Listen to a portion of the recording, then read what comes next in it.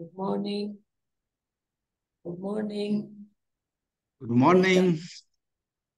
Welcome to Nile Basin Development Forum 7. Warm greetings from Entebbe, Nile Basin Secretariat. We have our first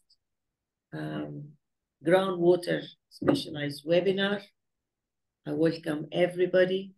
I welcome the presenters, the panelists, and I welcome the participants from the Nile and beyond. We start by introducing Dr. Zebeni Lako. He's a geologist, environmental engineer with experience in groundwater resources assessment, development, and management. He's the director under the Ministry of Water and Energy. Currently, he's serving the Ministry of Water and Energy as lead executive officer for boundary and transboundary water affairs, and directly responsible to the minister.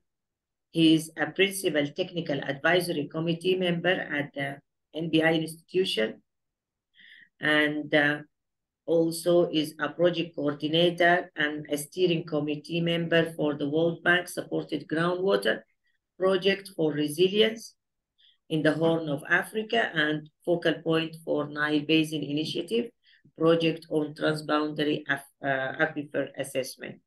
Dr. Zebeni, you are welcome. Dr. Zebeni is going to be the moderator for this session. Thank you very much. Dr. Maha, thank you so much. Good morning, good evening, or good afternoon, based on your locations. Today, we have a very important session that is a webinar on groundwater, conjunctive use of transboundary surface and groundwater resources. We have a number of presenters, professionals, and we also expect other members who will attend this webinar. The first presenter is Dr. Kalist. He gives us introduction and gives us a welcoming remark. Dr. Kalist has a long years experience on the sector, especially on groundwater resources.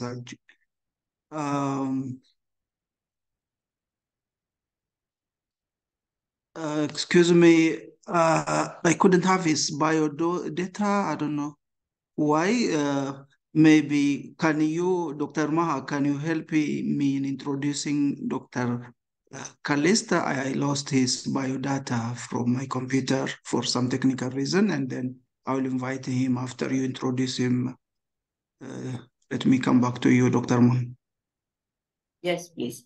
Dr. Kalist is a water resources specialist. He is working with the Ministry of Water and Environment in Uganda, and he's a commissioner for water resources planning and regulation with overall responsibility for ensuring sustainable and equitable utilization and protection of water resources of Uganda, and also is a regional vice president for the International Association of Hydrogeologists in charge of Sub-Sahara Africa in 2012 to 2020, and he's currently a steering committee member for the African Groundwater Network.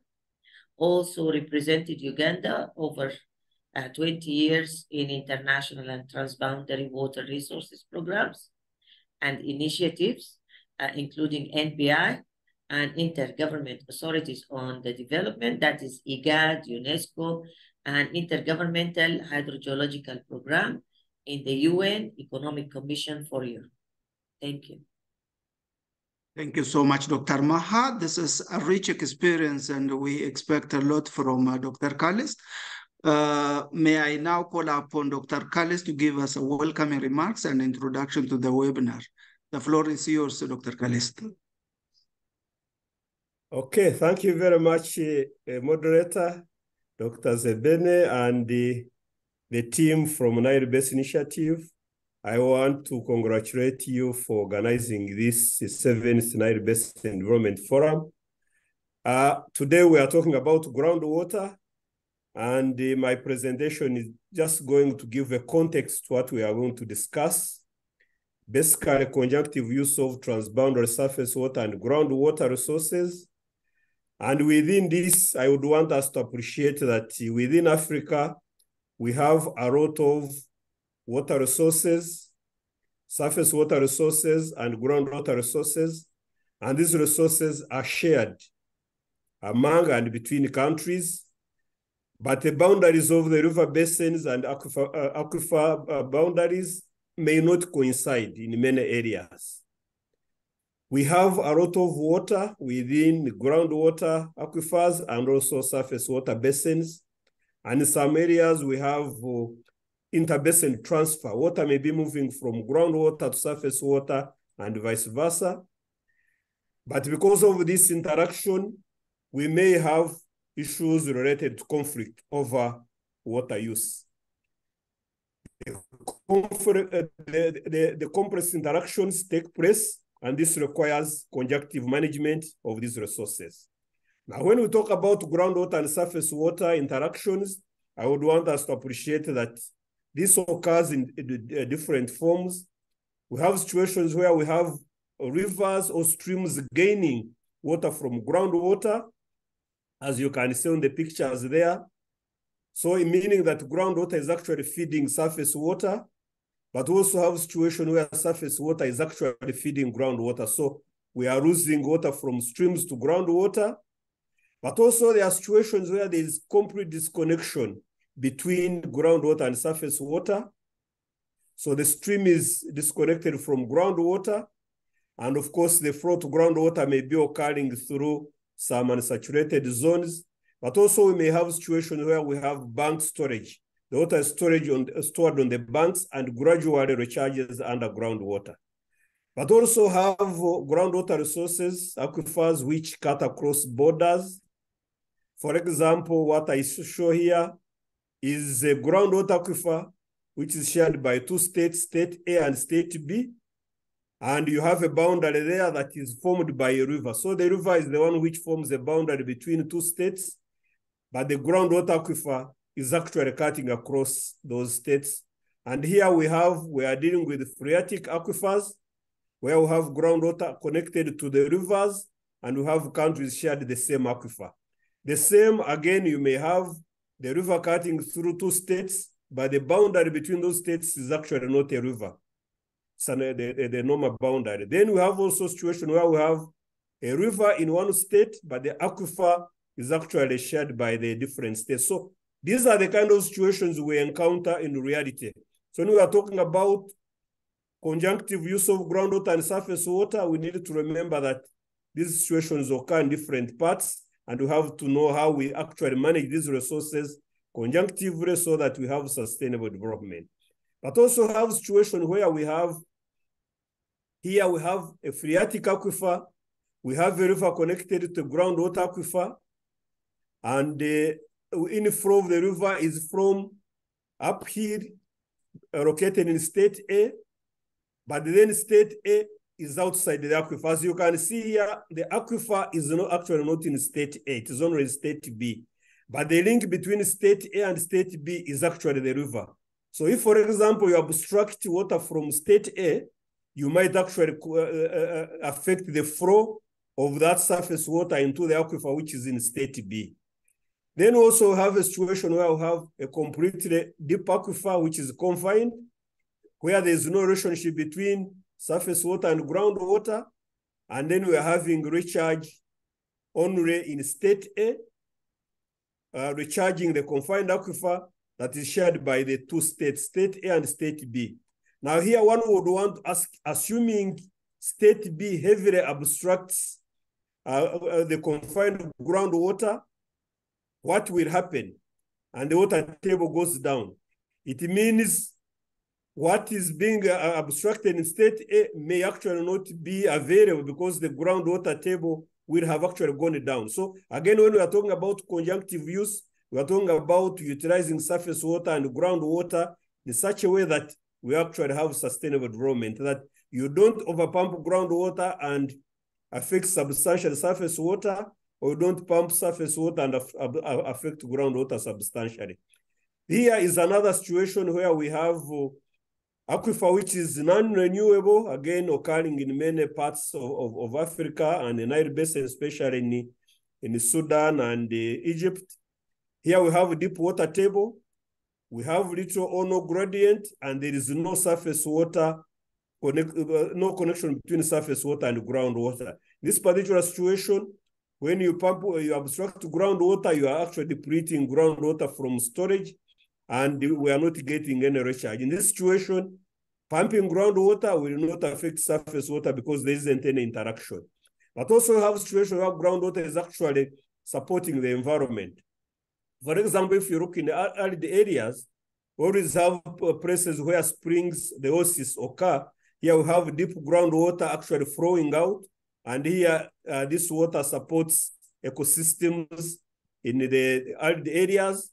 But we have in humid areas where we are having groundwater, whether shallow or deep groundwater, flowing out through springs, supporting wetlands and other ecosystems. So again, if you obstruct groundwater, you be sure that you will affect the ecosystem. So when we are talking about conjunctive use of groundwater and surface water, we are talking about obstructing or developing these resources so that we don't cause significant harm to the ecosystem, to the resources that we are depending on.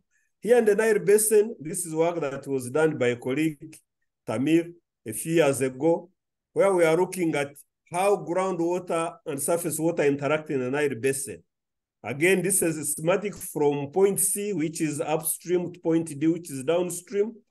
Upstream, basically the equatorial X region. Here we are having aquifers, which are basically basement aquifers, fractured basement aquifers. And these cover most of the equatorial X region. Of course, we also have a few areas where we have volcanic aquifers, and I think the colleagues will give their presentations there. Then as you go further downstream, we are going into the alluvial aquifers, the sandstone aquifers, where we have quite close interaction between groundwater and surface water, and that's where we are having significant flows. But of course, once it is a deep aquifer like the sandstone aquifer, then the recharge is limited, the interaction between surface water and groundwater is limited. But where we have alluvial aquifers towards the deltas and the Nile Valley, so expect that there's interaction. So according to this, we see groundwater and upstream actually flowing into streams, groundwater feeding the streams, and limited surface water feeding the groundwater. And as you go further down, you see surface water actually feeding groundwater, and in certain periods of the year, you see groundwater actually flowing into surface water. So again, this is a schematic on how groundwater occurs in the Nile Basin. But of course, the work being done is, I'm sure, refining this kind of schematic. So how do we ensure that really we have conjunctive use of groundwater and surface water? We have situations where there is no regulation at all. For example, again, this is within the Nile Basin around Lake Victoria. If you look at water obstruction, say for cities around Lake Victoria, and it is indeed the same in many parts of the Nile Basin. For example, Kampala, Kigali, and many others, we are having these cities served primarily by surface water. But we also have unplanned production wells being drilled to serve satellite towns. In Kampala, for example, because of the cost of extending water to the peri-urban areas, we are having satellite towns being served by groundwater. And in many of these areas, it is not planned and unregulated. We are taking action to ensure that this is regulated, but in many parts of the basin, we have unregulated groundwater development.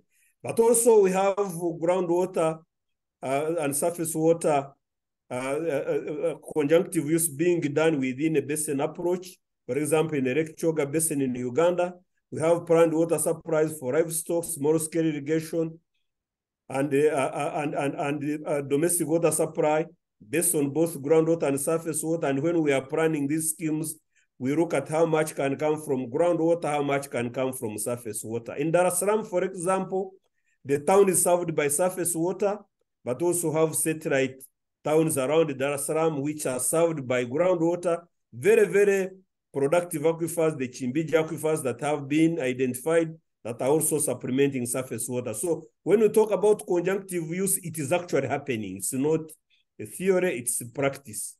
Again, when you look at river basin management, again, when you are looking at conjunctive use, you also have to think about how we recharge these aquifers. So in Ethiopia, in many parts of Ethiopia, because of the hill areas in Uganda, Kenya, and other parts, Rwanda, and others, we are having terraces which have been constructed to stop the flow of the water, and these terraces are actually supporting infiltration and recharge of groundwater. We have dams for harvesting water. Again, groundwater recharge. Again, we'll be hearing a presentation on artificial recharge, but also infiltration galleries and sound dams, especially in arid areas. Again, we are seeing interventions which are helping us to ensure that we have sustainable conjunctive use of groundwater and surface water.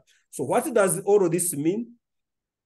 It means that when we are looking at the management of surface water and groundwater, we have to look at the entire water cycle. We have to manage these resources holistically, and really I'm happy that Nile Basin Initiative, after a long time, added the groundwater component into the sustainable development and management of Nile Basin water resources, that you cannot manage surface water without looking at groundwater, because there will be places where groundwater feeds surface water feeds groundwater, and of course also part of the water balance. So conjunctive use of surface water and groundwater resources will allow managers to make use of these resources that are available, the surface water resources and also underground water, so that especially in a situation where surface water resources are limited in the dry season, then you can go and use stored groundwater volumes, which are available and not affected by the natural conditions. Thank you very much, and I hope that we'll have very interesting discussions where we'll be looking at really how we can ensure conjunctive use of groundwater and surface water for sustainability of the basin. Thank you very much. Thank you so much, Dr. Kallis, for the excellent, insightful presentation. That is what we need from you, a basis for groundwater and surface water conjunctive use. It's really, we have a discussion session later. For the sake of time, you are a bit beyond the allocated time. I don't want to explain more. Now I directly go to Dr. Maha Abdurrahim. I'm still trying to get the biodata. For some reason, I couldn't find it. Someone can help me from Entebbe for the biodata, then we directly go to our presentation.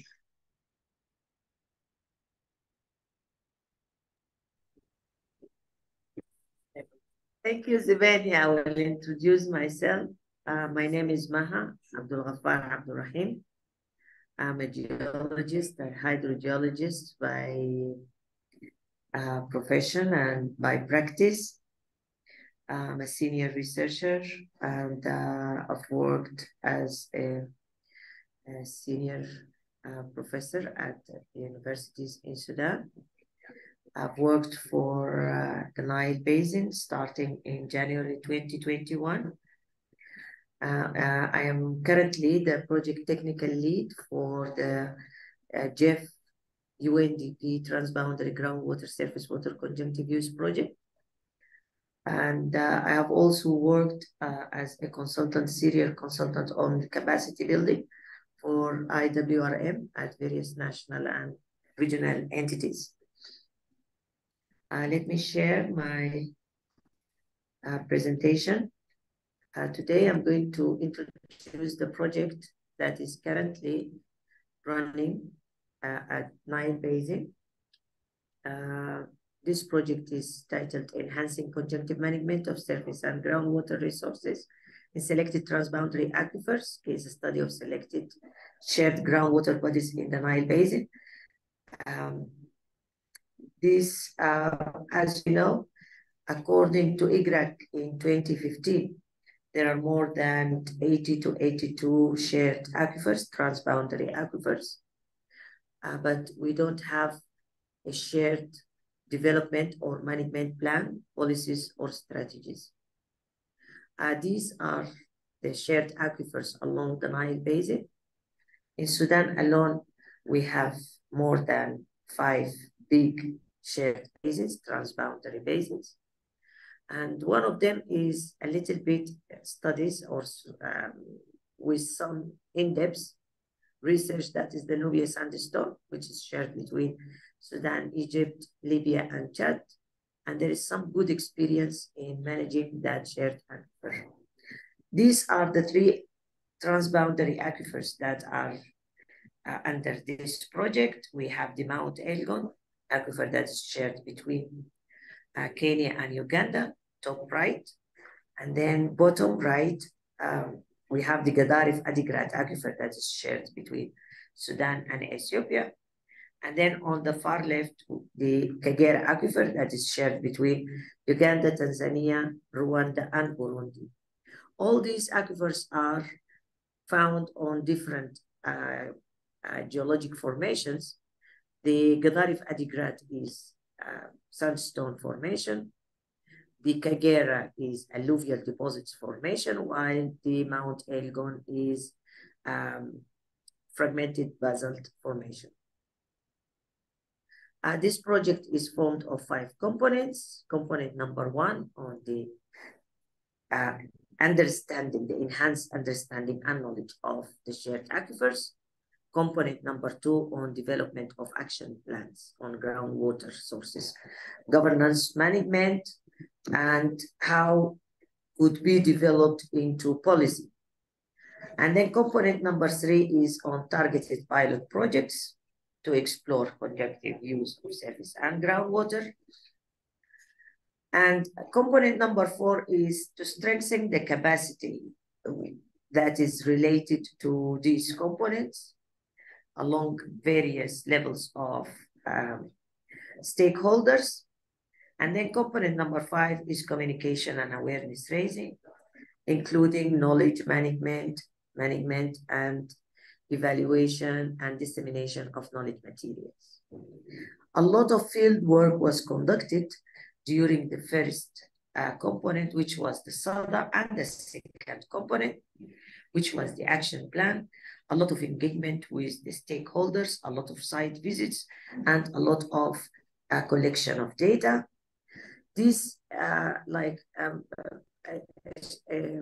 sample of the shared and collected data and developed within an inventory that will be developed into a geodata system, online system, where we can in-feed data and use models to retrieve reports and draw developed scenarios that will help decision makers in the management of the shared aquifers. There are areas of priorities that were detected during the SADA report and the modeling. Number 1 is protection of the aquifer from contamination. This is very urgent because some aquifers has already detected some E. colitis in them. And then establishment of a monitoring system, which is also an urgent issue that we need to implement. And monitoring has to be on transboundary level because, as Dr. Callis said, water does not know boundaries. And then also the identification of aquifer development plans, because right now for the transboundary aquifers, we don't have transboundary development plans. For the shared resources, we need shared development plans and shared management plans for the sake of sustainable utility of these resources and protection as well. Aquifer use is to be limited to supply of domestic water supply because, you know, aquifers are strategic reservoirs. So we should not rely totally on them for the various uses like irrigation, like industry. It is better that they are left as the strategic storage and should be limited the use should be limited to domestic water supply, and very little should be used for animal watering, particularly in the upstream segments of the aquifer where the recharge is taking place. Thank you very much, and back to you, Zibeli.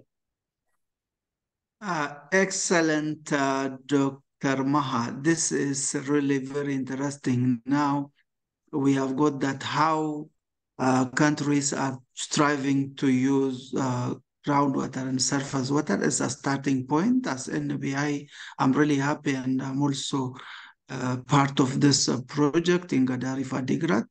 And it's really a good insight for all of us.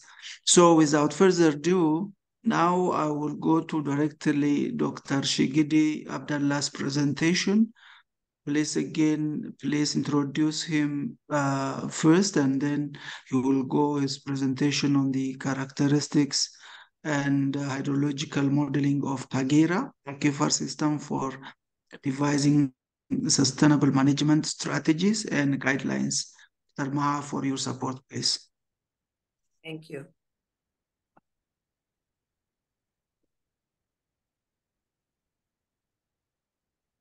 Dr. Shigidi, shall I use? Yeah. Dr. Shigidi is an associate professor of civil engineering, Sudan University of Science and Technology. His basic civil engineering degree was from the University of Khartoum, and he obtained MSc and PhD degrees from Colorado State University in the United States of America. He has 25 years of experience in conducting water resources investigations and studies, including hydrological analysis, hydrogeological assessment, as well as water resources planning. Also, he has work experience, includes projects in a number of African countries and in the Middle East, involving 6 of the Nile Basin countries with a number of organizations, including NBI, ENTRU, World Bank, UNESCO, IFAD, as well as national agencies and consulting firms. He has a special interest in the area of sustainable development of groundwater resources in general and within the Nile Basin countries in particular. Back to you, Zibani. Thank you so much, Dr. Maha, for your support. Dr. Shigidi, you have 10 minutes. Please use your time efficiently. Good morning, everyone, and thank you very much for this opportunity to participate in this important forum. And I will be talking about some of the results of the SADA report, or the SADA study that was conducted on the Kagera Basin during last year, actually.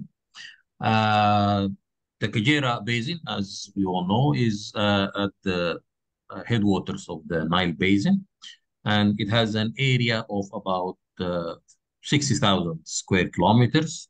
It is shared between 4 countries, Burundi, Rwanda, Tanzania, and Uganda. And the main hydrogeological feature is the Kagera River, which forms, for the most part, the boundary between these 4 countries. It forms the boundary between Burundi, part of the boundary between Burundi and Rwanda, part of the boundary between Rwanda and Tanzania, part of the boundary between Uganda and Tanzania. And it does flow eventually in Lake Victoria. And the area, for the most part, is an area of the geology of the area is one in which there is a basement complex and metasedimentary rocks dominating the area. But there are also some alluvium deposits, particularly in the areas around the Kagera River. And these do form a valuable and important alluvium, relatively small alluvium aquifer that is shared eventually, or actually, between the 4 countries. And it displays actually number of the sharing mechanism that Dr. Kalis alluded to this morning, with Burundi being in the upper part, contributing to the recharge and having only a small part of the aquifer. and with the river actually forming the boundary between the two countries, and also dividing the aquifer between the two adjacent countries in Rwanda and Burundi, between Rwanda and Tanzania, between Uganda and Tanzania, and so on and so forth. The Kagera aquifer actually is, we can be, it has been characterized as the alluvium deposits. We can see it here in green on the screen as alluvium deposits between around the Kagera River for the most part. We can see that it's rather narrow in the upstream area, and it gains some width, again, a significant width in the middle portion, and it has a significant delta shape end close to the Lake Victoria between Tanzania and Uganda. The area of the aquifer is about 1/10 that of the basin. So it's about 6,300 square kilometers compared to the 60,000 square of the basin area. The Kagera Basin is endowed with significant water resources, surface water resources, including the rivers, including, of course, precipitation, plus Lake Victoria. And groundwater is found in the aquifer within, is not limited only to the alluvial deposits around the Kagera River, but it is found also within the sedimentary rocks and the basement rocks, the basement complex, within the fissures of these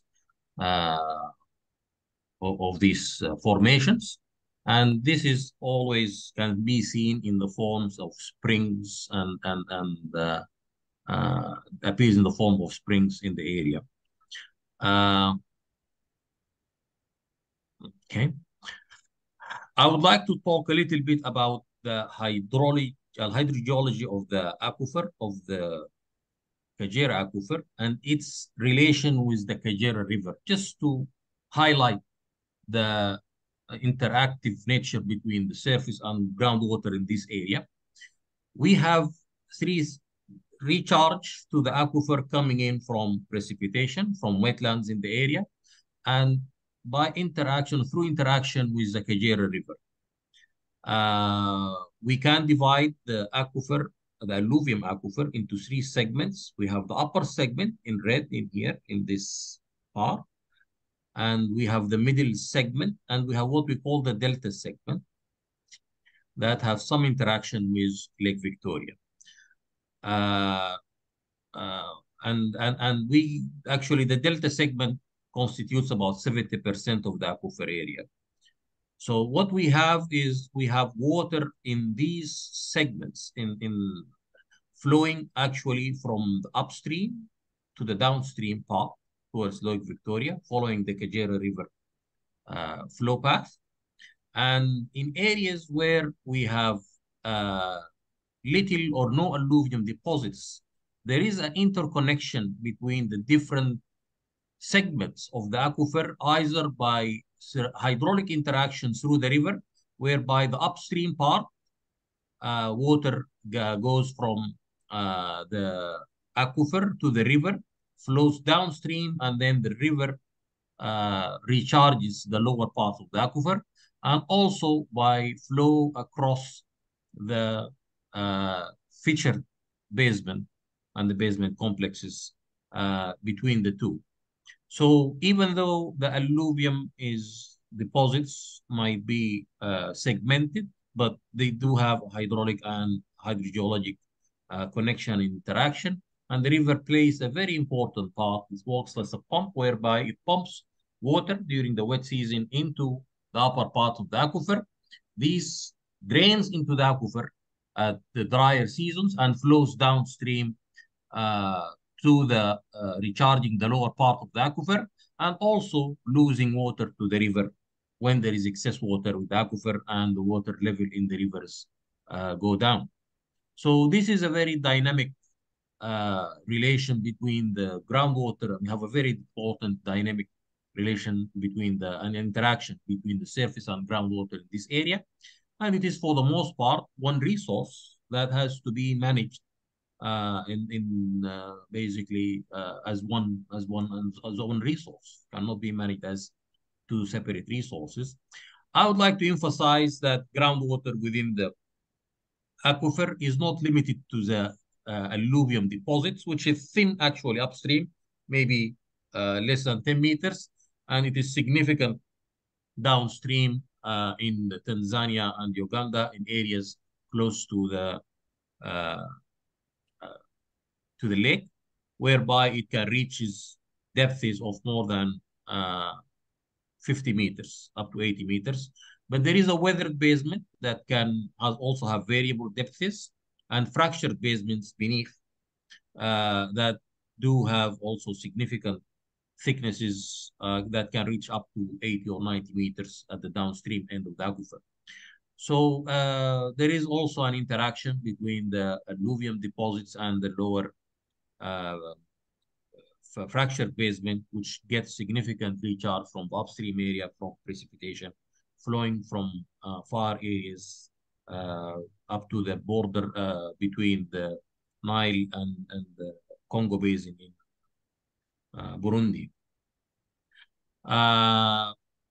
If we talk about the development pressures and dynamics of the aquifer, the Kagera aquifer in particular, there are about 800,000 to 900,000 living within the boundary of the aquifer area in the 4 countries. The communities in these countries do have similar needs, and they have similar uses of domestic water, and they share similar socioeconomic environments for the most part. We can say that much. There is a problem in the managing this aquifer is that basic data pertaining to aquifer properties, its current abstraction rates are lacking. There are no operational monitoring activities within the aquifer. This is a problem that's hindering the management of the aquifer. And there are also no national plans for the 4 countries that has been identified that could help project the impact of these plans on the long-term monitoring and plan any effective conjunctive use plans. And I think this is one of the main issues that are would delay such a process. On the other hand, we have a rapid population growth that is seeking a lot of good quality water resources for domestic water supply. There is a need to meet that, and groundwater can be a solution to provide the domestic water for at reasonable prices for these communities. And there is definitely a need, and we have to say that there are pressures actually on the governments to try to provide universal access to domestic water supply. The study included some sort of modeling to try to assess and estimate the recharge amounts to the aquifer and its interaction with surface water. And without going into details, we can say that there is about 40 million cubic meter or million cubic meter of water of annual recharge to the aquifer, of which 3 to 5 million is estimated to be abstracted from the aquifer. And so we have a significant amount of water that drains back into the river and flows back into the surface water.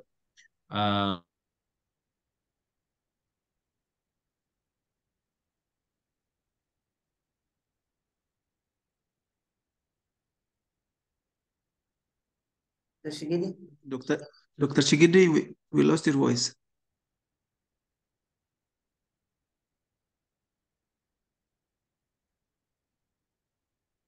Dr. Shigidi, are you there? Oh, maybe technical problem. In fact, we have heard a lot about the Kagera aquifer, the interactions, the dynamics, and also the pressure, because more than 800,000 people are sharing this resource. And when it is from different countries. The management is very difficult. It needs a wise cooperation, collaboration in order to minimize the stress around that area. And it's not only the aquifer, it also has some relation with the Victoria Lake as well. So informed decision is very important. Dr. Shigidi, can you hear us now? Oh, he's lost.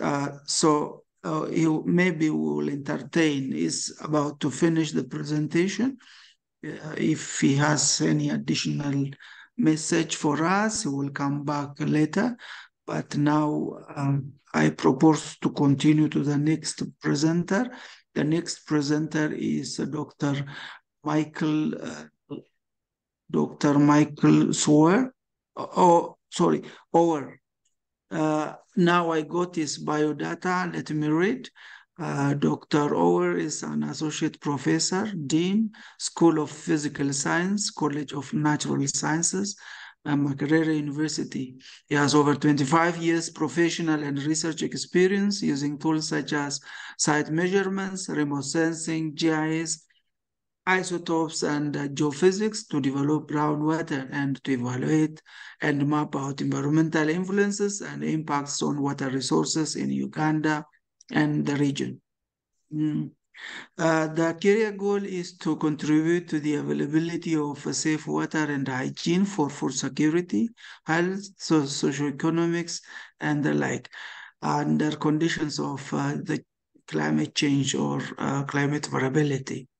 Dr. Michael is now here to share us his experience on the shared aquifer diagnostic analysis and groundwater flow models for the Mount Elgon aquifer system, which is a study funded by Jeff, right? Jeff UNDP, and Dr. Maha was coordinating this project. Now I will leave the floor to Dr. Michael. Please, the floor is yours. Thank you very much, Dr.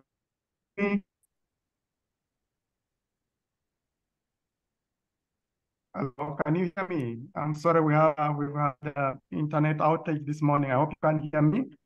Yeah, now it's a Yes, good continue, please. Okay, great. Thank you. So it's a pleasure to be part of this forum, and I will quickly summarize a few key issues around the studies that we've undertaken with the Mount Elgon shared aquifer between Uganda and Kenya. So could you please move on to the next? We have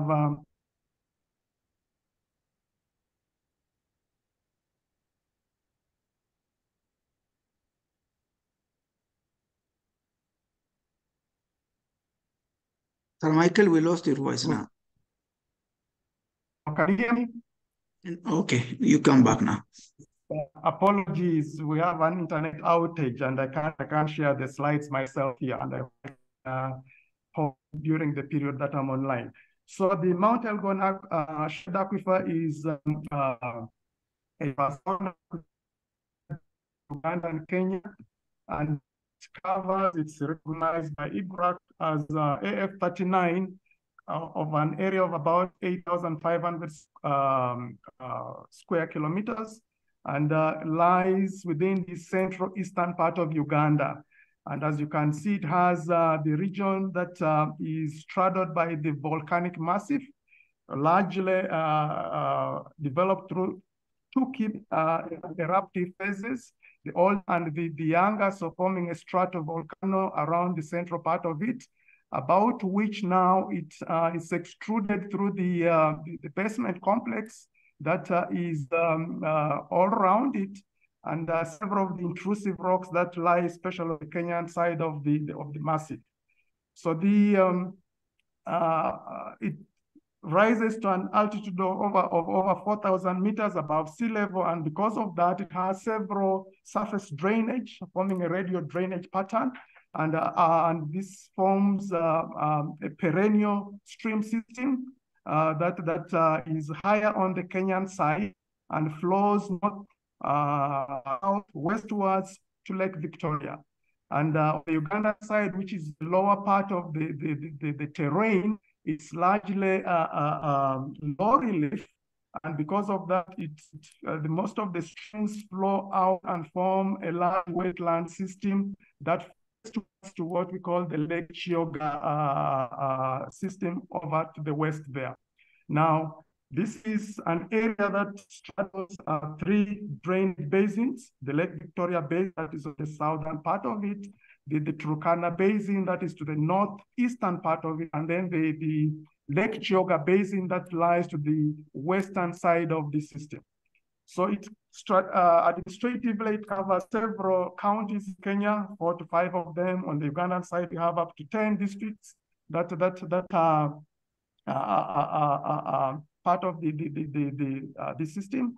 And it's within that system that we're able to look at the dynamics of the groundwater system. And what we note is that we have essentially 3 physiographic levels. The upper level around the volcanic system, where you have most of the rain falling, and of course the recharge occurring. And within that system, the kind of technologies that we have available to harness the waters are mainly spring-based. So you have springs and gravity flow schemes on that part of the terrain. And as you move downwards, you then get into a system which is where you start to develop a bit of the regolith. So the regolith develops a little more, and within that we have shallow groundwater systems. So there we are able to have access to shallow wells, as we call them. And as you move outwards to the valleys, that's where the, oh my God.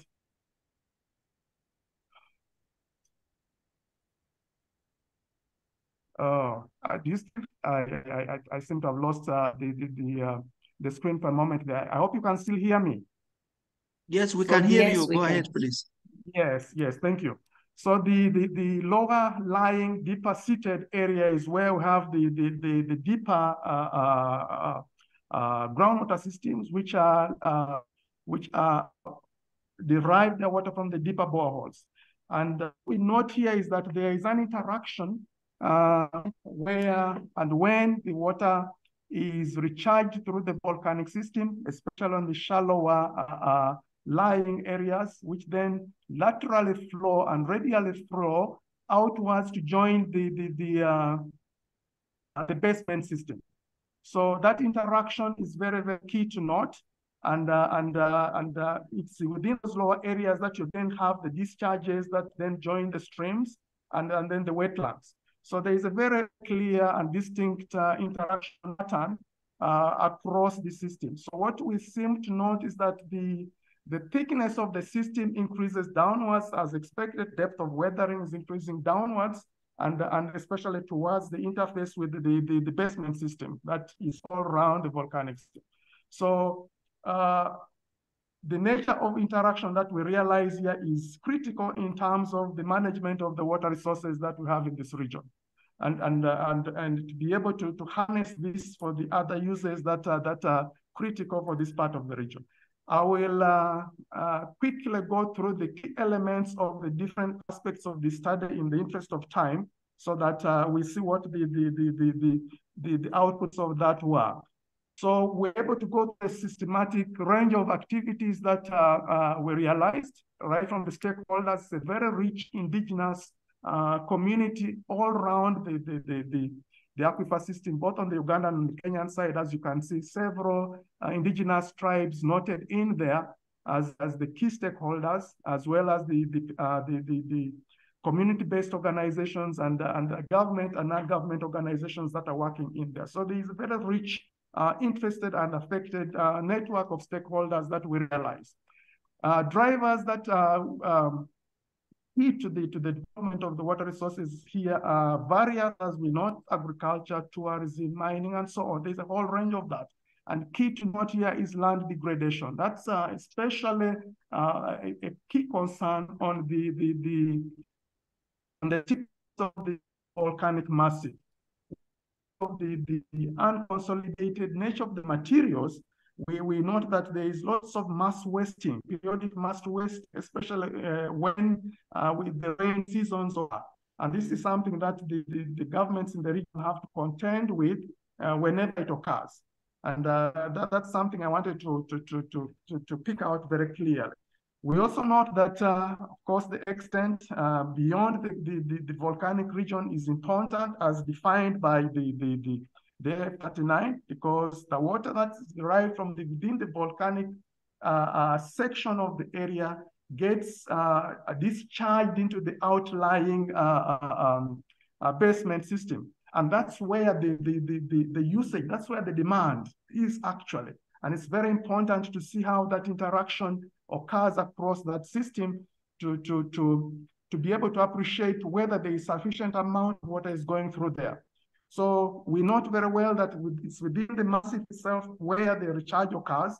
And out of these, it's deriving lots of springs, especially in the upper horizons. And just runoff form streams and rivers, large rivers on the lower slope. And this is supporting so many activity on the low elevation region. And joining to form plans supporting lots of ecosystem services are also important to note. So socioeconomic considerations that we also note here, of course, the population over 2 million people are in this region and growing. We need to note here that we have a very high population growth rate, and that number is growing every other day.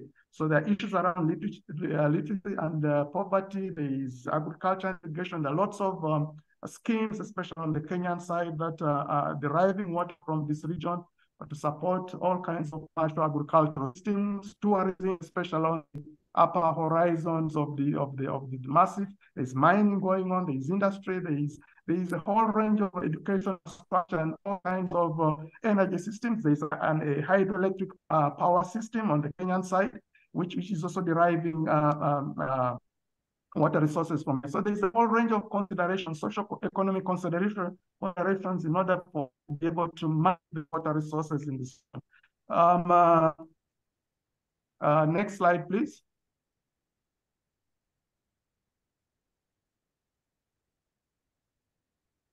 Yes, so the key threats are very obvious and they're vivid. It's not yet as pronounced, but abstraction of groundwater is increasing. It's becoming intensive. At the moment, there are lots of hand-pumped boreholes littered all over the place, but we see the motorized groundwater systems are coming up. And they are taking out lots of water. And this is a key issue that needs to be understood. Recharge is an issue. Away from the volcanic massif, we realize very little aspects of that downstream. And that's why the issue of managed aquifer recharge therefore becomes a component that requires consideration. Climate change and variability. Pollution is an issue, especially from the industries. We have lots of industries, urban related industries and others that are generating a lot of waste, which is being discharged into the water systems. Land cover, there's a lot of intensive usage of small parcels of land for different agricultural activities and so on. So it's a broad range of issues there. Demand for the water is various. Agriculture is key. There's a lot of livestock watering. There's domestic related water for various uses, agriculture, industry, and so on. So there's a broad range of demand infrastructure which needs attention. In terms of ground, you note that there are a number of them. Most of these are beyond. So most of these are well beyond that area that requires to determine how these variations are occurring spatially, and that requires attention, so that those that are in there are given a lot more attention than they are at the moment. The quality of the water is the other issue, but what stands out very clearly is that it's fresh, largely fresh. Most of these parameters are within manageable levels. And that's a good start, because it's from there that we can then build upon the protection and management of the system, so that it is able to serve the growing population. The other issue concerns the frameworks, both whether it's policy or legal, institutional. Each part of the across the border system has very, very clear and well spelled out guidelines on how they should operate. However, these are harmonized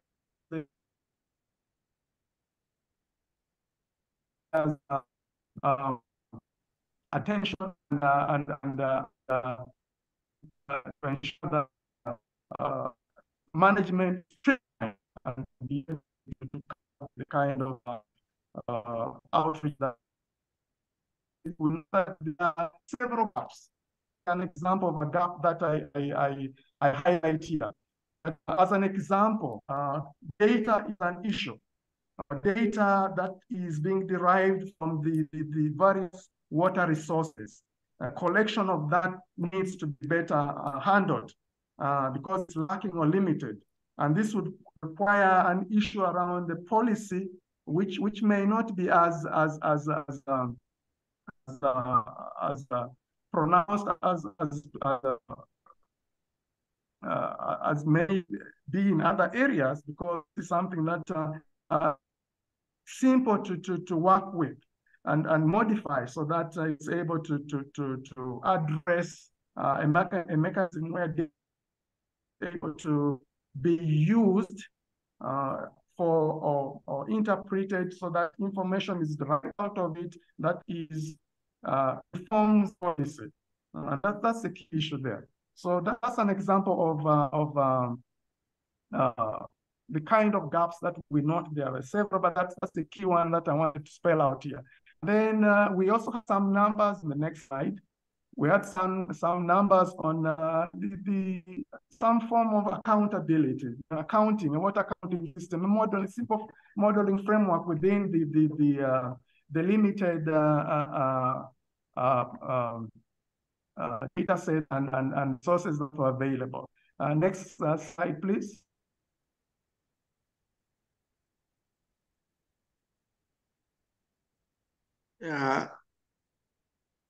Please use your time. I think you are overused.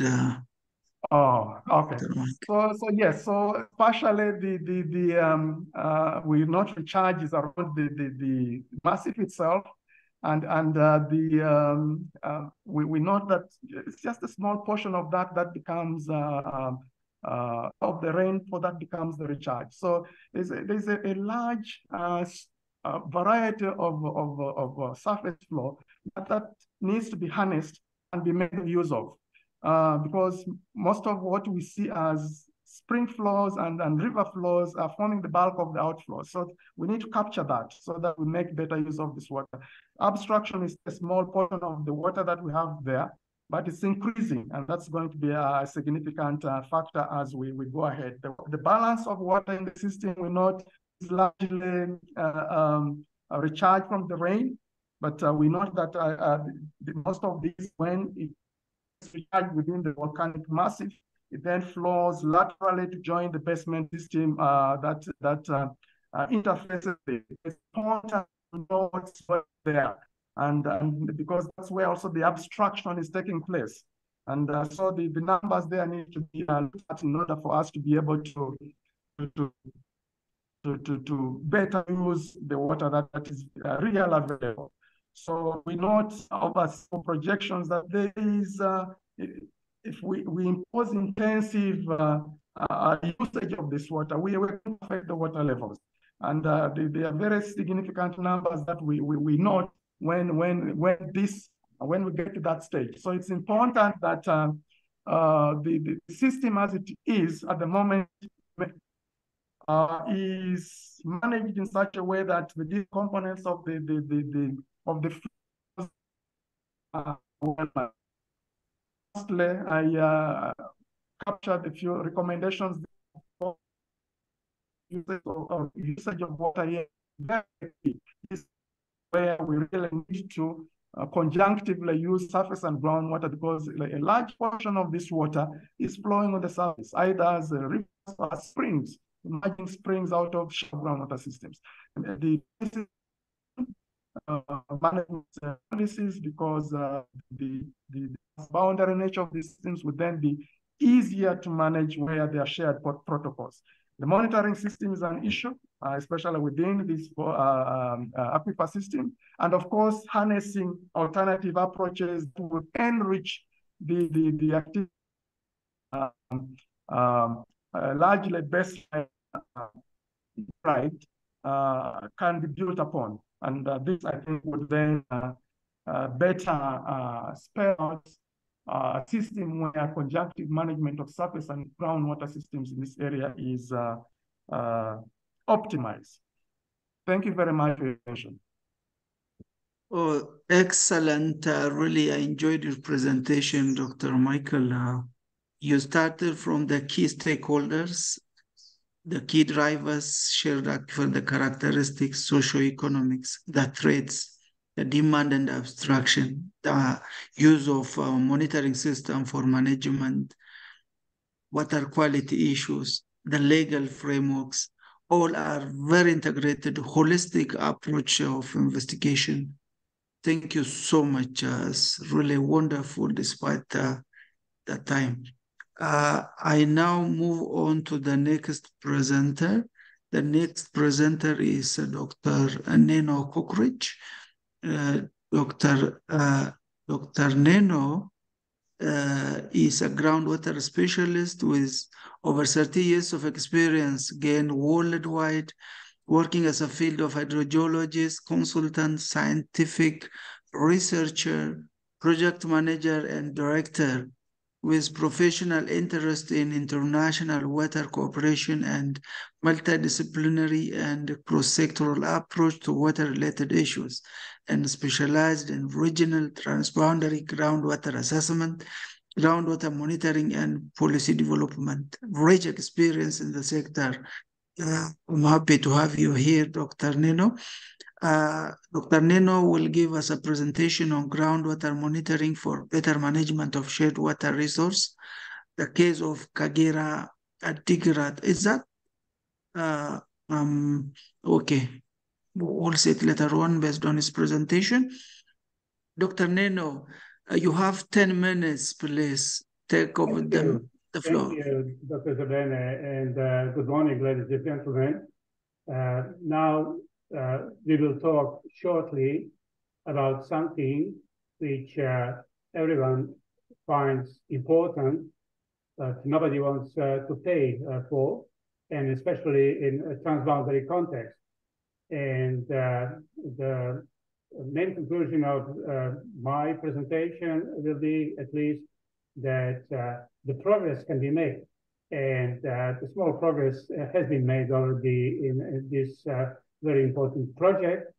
And so we will talk about groundwater monitoring and on the case of Kagera Adigrat aquifer.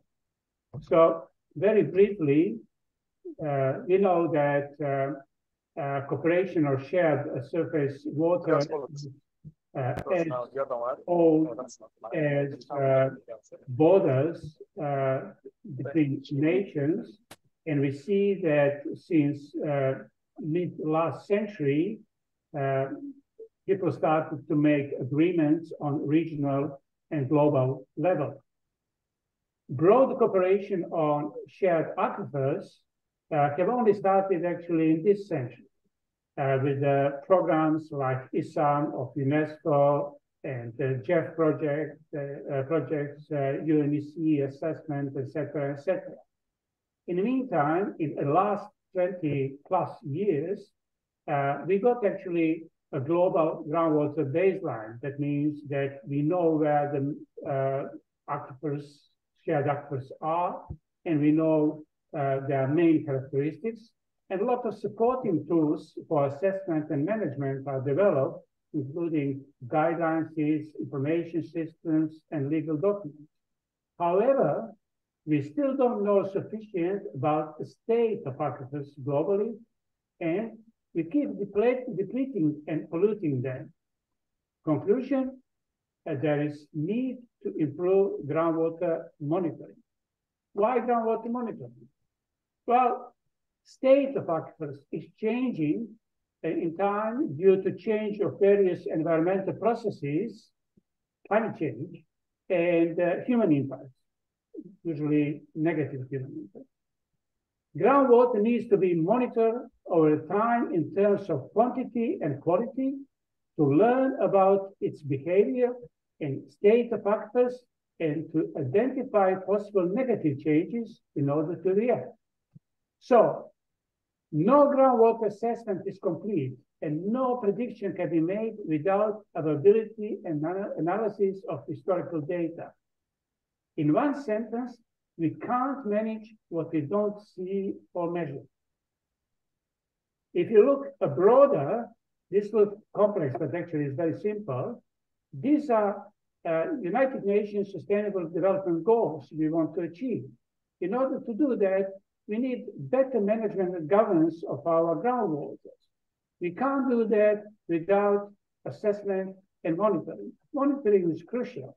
And also, because groundwater is invisible, we need to make a case for groundwater and put more effort in awareness, diplomacy, synergy, partnership, information, and knowledge sharing.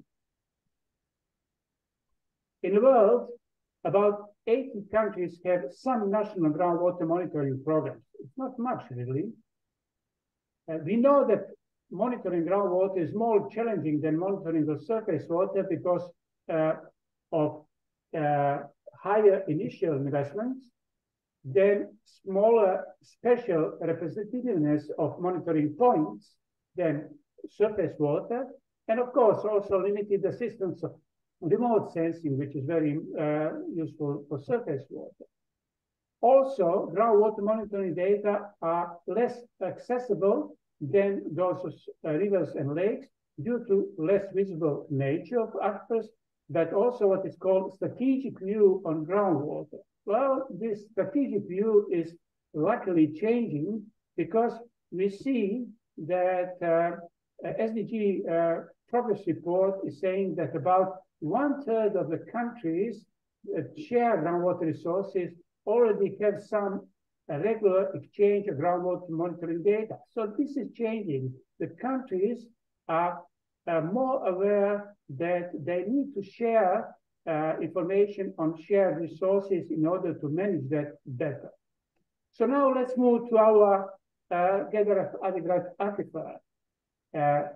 There was a review of current practices and policies, and this review pointed out absence of regular groundwater monitoring in the aquifer with few exceptions. It also confirmed a general lack of monitoring infrastructure, environment, and logistics around monitoring. Groundwater and international water cooperation are included in policy documents at the national level in both countries. However, elaboration of the policy through specific directives and guidelines, as well as communication towards the implementation level, is very deficient. And finally, specialized knowledge on groundwater monitoring and general awareness of importance of monitoring and groundwater is very limited. You know, they say, far from the eyes, far from the heart. If you don't see it, you don't really feel it. So then the countries sat together and they made a groundwater monitoring action plan, actually very recently, just a couple of months ago, which contains technical policy measures, capacity building, and awareness raising, and of course, there is a transboundary context and aspect of this plan. So the core of this action plan is the development of groundwater monitoring network for this aquifer. The network will be set up as a multi-purpose network. This is crucial. It's also crucial that indications of over-abstraction and groundwater pollution are used to suggest priority location for the monitoring. So we start where the problems are. And we tackle this problem, whether it's pollution or over-abstraction, and some of these wells, some of this monitoring will be also very useful for transboundary context. So we have actually multi-purpose network. Technical measures were prescribed, classical one, that also emphasis was put on data storage, processing, and management, and that the freeware should be used and not really wasting money to expensive custom-made systems. Nowadays, technology is so advanced that free software on the market, we just need to customize a little bit and to use it. This is very important. Policy measures include development of groundwater monitoring directive and institutional strengthening, especially on community level. To achieve this, cooperation among institutions, vertically and horizontally, is essential. Institutional responsibilities should be level matched with personnel capacity and equipment. So if you ask certain institution at the local level to do the monitoring, well, we need certain equipment and skills. Finally, concluding remarks. Together of adequate groundwater monitoring action plan, as suggested by active states, is very practical and clearly oriented towards implementation on the ground. Because of the total estimated budget, about 80% is planned for implementation of monitoring wells in the field.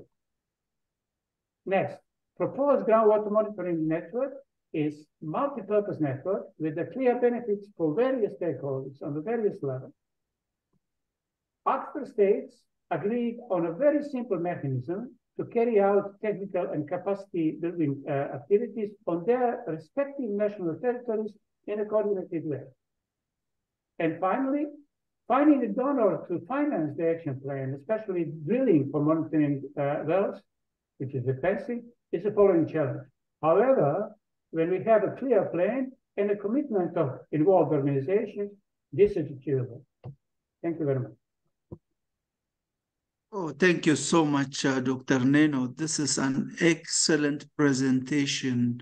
The usual motto I always use, we can't manage what we don't know, and we cannot achieve even the SDGs without knowing the resource, monitoring the resource, and setting appropriate management system. Absence of regular groundwater monitoring, over abstraction, groundwater pollution, those all should be tackled through appropriate technical measures as well as policy instruments. This wonderful presentation. The action plan you mentioned is a way that we set our groundwater monitoring system, and really I enjoyed your presentation. Thank you so much. The next presentation will be by Engineer Stephen Kisane. Kisane is a senior water resource expert with over 20 years of experience gained worldwide. He's a team leader, hydrogeologist, Landell Mill, World Bank, principal hydrologist, Schlumberger Water Services, team leader, consultant hydrogeologist, Riyadh Development Authority, your wide experience. I'm happy to have you here. Mr. Stephen, you will present us Managed Aquifer Recharge Project Preparation. Would you please take the floor, Mr. Stephen? Thank you very much. First, let me share my screen.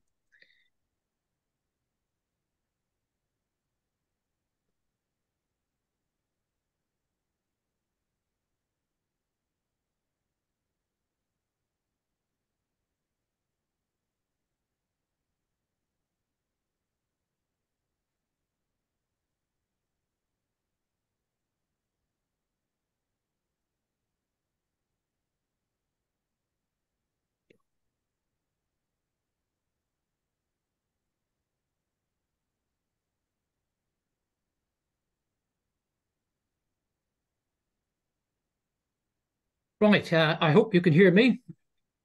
Yes. Good. I must admit I was a bit taken aback by the timing of this presentation today, but it's a pleasant surprise, and I'm delighted to speak today about conjunctive use.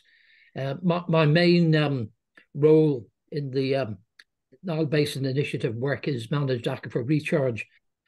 I have a more profound presentation to make on Thursday in that regard. However, let me proceed with conjunctive use. Conjunctive use is the coordinated use of surface water and groundwater to maximize sufficient yield. The main problem that it addresses is basically lack of accessible water. It makes accessing water a little bit easier. Examples of conjunctive use and its use basically are the maximizing of surface water use in high flow periods while not touching groundwater, and when the low flow periods occur for surface water, then tapping the groundwater resources. Obviously, the technique requires 2 or more sources of water. Conjunctive use is often part of water resource management based on water balance estimations. It can be used for both urban and water areas, and its effectiveness differs dependent on the hydrogeological settings. Its performance may have long-term impacts on water availability and quality. These impacts tend to be positive rather than negative. The requirements for management of conjunctive use focus on resource management for water security and capacity building, the use of unused assets that could be deeper aquifers if they exist, and support by managed aquifer recharge, which is my main interest. Resource management. Water management should be viewed in the context of efficient allocation of water resources and the institutions which are used to support that purpose. With accessible water resources at full allocation in many cities and in rural areas, it obviously has impacts on future development. Water management as an aspect of environmental protection also needs to be recognised. In order to conserve water, it is necessary to allocate in a more environmentally and economic fashion the water resource for beneficial use. And this includes both surface and groundwater across the seasons. I need now to introduce to you the concept of aquifer sustainable yield. This is central to conjunctive use because the sustainable yield should not be exceeded when managing conjunctive assets of water for supply purposes. The aquifer sustainable yield may be defined as the quantity of water that can be withdrawn from a basin without producing an undesired result. It's important to understand what undesired results are, and there are several of them. One is the progressive depletion of water resources. One second, I don't know why that happened. Groundwater conditions, which may render impractical or economic the utilization of an aquifer by wellfields, comprising boreholes capable of relatively high production rates, and mineralization and pollution of groundwater by irrigation flow returns. So those are the negatives that have to be considered when considering aquifer sustainable yield in the context of conjunctive use. Right. In addition to sustainable yield, we need to move on to volumetric water rights. These are the rights that people have to abstract water, and they have to be, in a conjunctive use situation, managed such that you don't have individuals or organizations taking more than their fair share and therefore interrupting the supply process. The environmental benefits of volumetric water rights are: it avoids the aquifer and surface sources being subjected to over-abstraction and degradation, and it supports a more natural water balance for both groundwater recharge and surface water recovery. It also reduces the risk of waterlogging and salinization. Annual and seasonal variations of sustainable yield and therefore volumetric rights must be evaluated when assessing the condition of aquifers and, for that matter, rivers, by means of trigger level, water level observation boreholes or flow stations on streams and rivers. The method involves the calculation of minimum values of water levels for specific return periods and I would recommend 5, 10, and 20 years, as well as the average condition for each month of the calendar year, and using this information to create a drought severity index or a security index, depending on your terminology, for each condition. There's a complicated process to determining drought severity indices. These need to be calculated as part of the management of conjunctive use of both the surface and groundwater. It involves having a trigger station, and a trigger station is a location where a parameter is measured that gives an indication of the hydrological and hydrogeological regime of that area. The parameters that may be measured include rainfall, soil moisture deficit, reservoir storage, stream flow, or most commonly, groundwater levels. The trigger stations should be representative of the area that they're monitoring and not be adversely impacted by groundwater abstraction that would distort the background values. A time series needs to be produced based on trigger station data and converted to a single mean value for each month of each year of record. For each month, the values are ranked from highest to lowest. Obviously, the lowest being the driest condition and the highest being the most fluvial water surplus condition, if you have water surpluses. These can be ranked, and you can have half ranks between midpoints if necessary. Breakpoints need to be calculated for each return period, that is the 2-year, 5-year, and 20-year periods. And then monthly values are assigned to a drought severity index, which I'll come to in the next slide, which are based on monthly values. The drought severity indices, which are used for the management of water resources, that is the ability to abstract from rivers or streams, or the quantity of water taken from the ground, depending on the season of the year when managing conjunctive assets, are basically given indices from 1 to 4. 1 is an above average situation where you can have normal operations of abstraction from streams and groundwater, and you may even permit an increase in abstraction. 2 is a situation where there is below average rainfall, but it's less than a 5-year return period, and that is an alert situation, and normally that permits the maintenance of agreed abstraction rates. You then get into severe drought situations with drought return periods between 5 and 20 years and excess of 20 years. Between 5 and 20-year droughts, you could be, in general, looking at, in conjunctive use, reducing the amount of sustainable yield to permit abstractions from water in rivers and groundwater by a moderate amount. If the drought is very severe, with a return period of greater than 20 years, you're looking at very significant reductions in yield, and that can have dire social consequences. It's important to focus on capacity building. This has been touched on in previous presentations. Well-managed conjunctive use requires a lot of monitoring of both quality and quantity, groundwater levels, water quality, chemistry, abstraction rates, and meteorological forecasts to help in the management and to adjust response times when setting rates for conjunctive abstractions. Excuse me. This has been a brief presentation. It's come as a little bit of a surprise to me, but I do hope you understood what I've said, and I certainly would take questions by email after this presentation if needs be, and I look forward to discussing with you in more detail managed aquifer recharge on Thursday. Thank you for your time.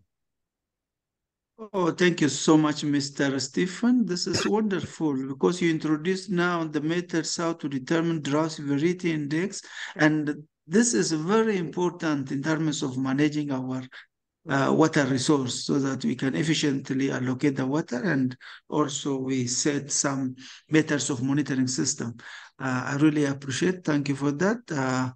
Now I'll directly go to the next presentation. The next presentation will be by Professor Jamal Abdo. Let me read his biodata. Professor Jamal is a water resource expert with more than 30 years experience in the region and beyond, working in the field of water resource assessment and management with special emphasis on groundwater resource. Dean of Faculty of Engineering, University of Khartoum. I'm happy to have Professor Jamal. I have been working with him. He was an international consultant for the Gadarif Adigrat groundwater study project.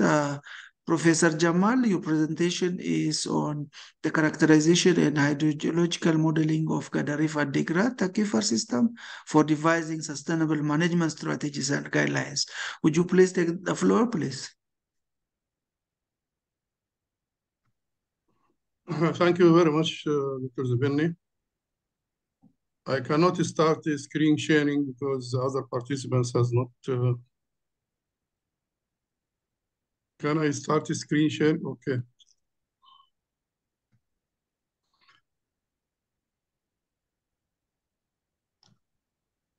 Yeah, we can see it now. Yeah, okay. Now, this aquifer is shared between Sudan and Ethiopia. It's called Gadarif Adigrat aquifer. As you can see in the map here on the left side, it is an area of 52,000 square kilometers, maybe 32,000 square kilometers in Ethiopia and about 20 square kilometers in Sudan. The aquifer supports about 1.6 million people in Gadarif area in 7 localities, the middle map, and about 2.8 million people in the Ethiopian side in 14 districts. The last map here shows the geology of the area, which is basically basement complex, basalt, volcanic basalt, and a little bit of basement complex, and alluvial aquifers underlying these seasonal streams. The aquifer is a very important source for the socio-economic development on both sides. A shared aquifer diagnostic analysis was carried out on both sides. This analysis includes the geology, the hydrogeology, hydrogeologic properties of the aquifer, soil and vegetation, climate analysis, including climate change studies, water demand, socio-economic aspects, stakeholder mapping, institutional aspects, as well as the training needs in the area. What are the most important training needs based on questions of the concerned officials? This is the map of annual rainfall, as you can see, then evapotranspiration, and then a map of annual runoff. Runoff here is actually the excess, we mean by runoff, excess surface water, that is annual rainfall minus evapotranspiration. In fact, the analysis here was carried out on daily basis and then aggregated to monthly and then yearly basis. The data here, I mean, part of it is obtained from the archives of the concerned authorities on both sides. Very limited field work because the field work was not possible due to security issues in the area on Sudan and Ethiopia. And also we use open source data, especially meteorological data. Annual recharge. Recharge, of course, is a very important parameter because if you don't know the recharge, it would not be possible to manage the aquifer in a sustainable manner. We have used recharge, and estimation is not an easy thing. It's a very complex process, and there is no unified methodology for assessing the recharge of the aquifer. So here we have used a simple approach that is rainfall minus evapotranspiration, and then we use a percentage of this, which goes directly as aquifer recharge based on experience we have on some similar basins in Sudan. Regarding the demand-supply situation in the area, you can see here the human demand and livestock demand on both sides, the total demand on both sides, and also the available water supply from existing sources. For Sudan or Gadari, for example, it's only 12.7 million cubic meters that is available supply, while the demand is 59 million cubic meter. On the Ethiopian side, the water supply is 10.55 million cubic meters, while the demand is 87.45 million cubic meter.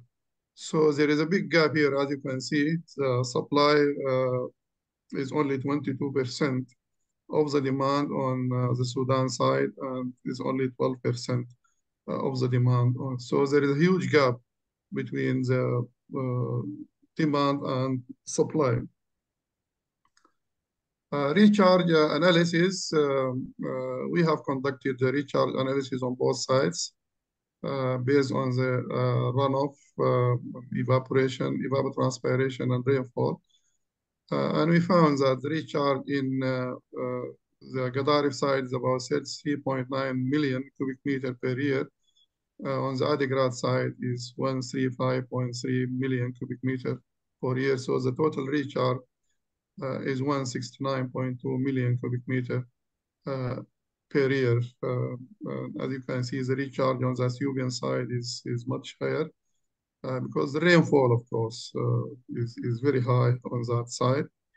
It could reach up to 1,500 millimeter per year, while in the Gadarif area, it is as low as 300 or maybe 250 millimeter per year. Now, here is the distribution of recharge between months June, July, August, September on the Gadarif and Adigrat side based on the average values. In fact, we have conducted recharge analysis based on climate change modeling. We have used climate change modeling to see what happened to the recharge using RCP8, representative climate pathways 8.5, which is a business as usual scenario. We estimated the recharge up to 2050, and we found that the recharge has reduced from 169.24 to 152.32. It's not very much reduction, but still there is some reduction, about 10% of the recharge, which has to be taken into consideration when we project for the future. In fact, the analysis here was carried out up to 2050, up to the year 2050. The last line here indicating the storage in the aquifer. On the Sudan side, the storage about 34.5 billion cubic meter. On the Ethiopian side is 69.5 billion cubic meter. So the total storage capacity is about 104 billion cubic meter per year. Huge amount of water in storage, which can be actually utilized. It can be tapped. We should not restrict ourselves to the sustainable yield, that is abstraction should balance recharge. But in certain years, especially in droughts, it is possible to abstract from aquifer storage to satisfy the demand. But in the long run, the abstraction should not exceed the long-term average recharge. Here is a model we have developed for both sites for the aquifer based on groundwater modeling system. And we use this system after model calibration based on available information, available data. We have conducted various scenarios. First scenario is a baseline scenario with the current pumping and recharge rates, which will continue in the future.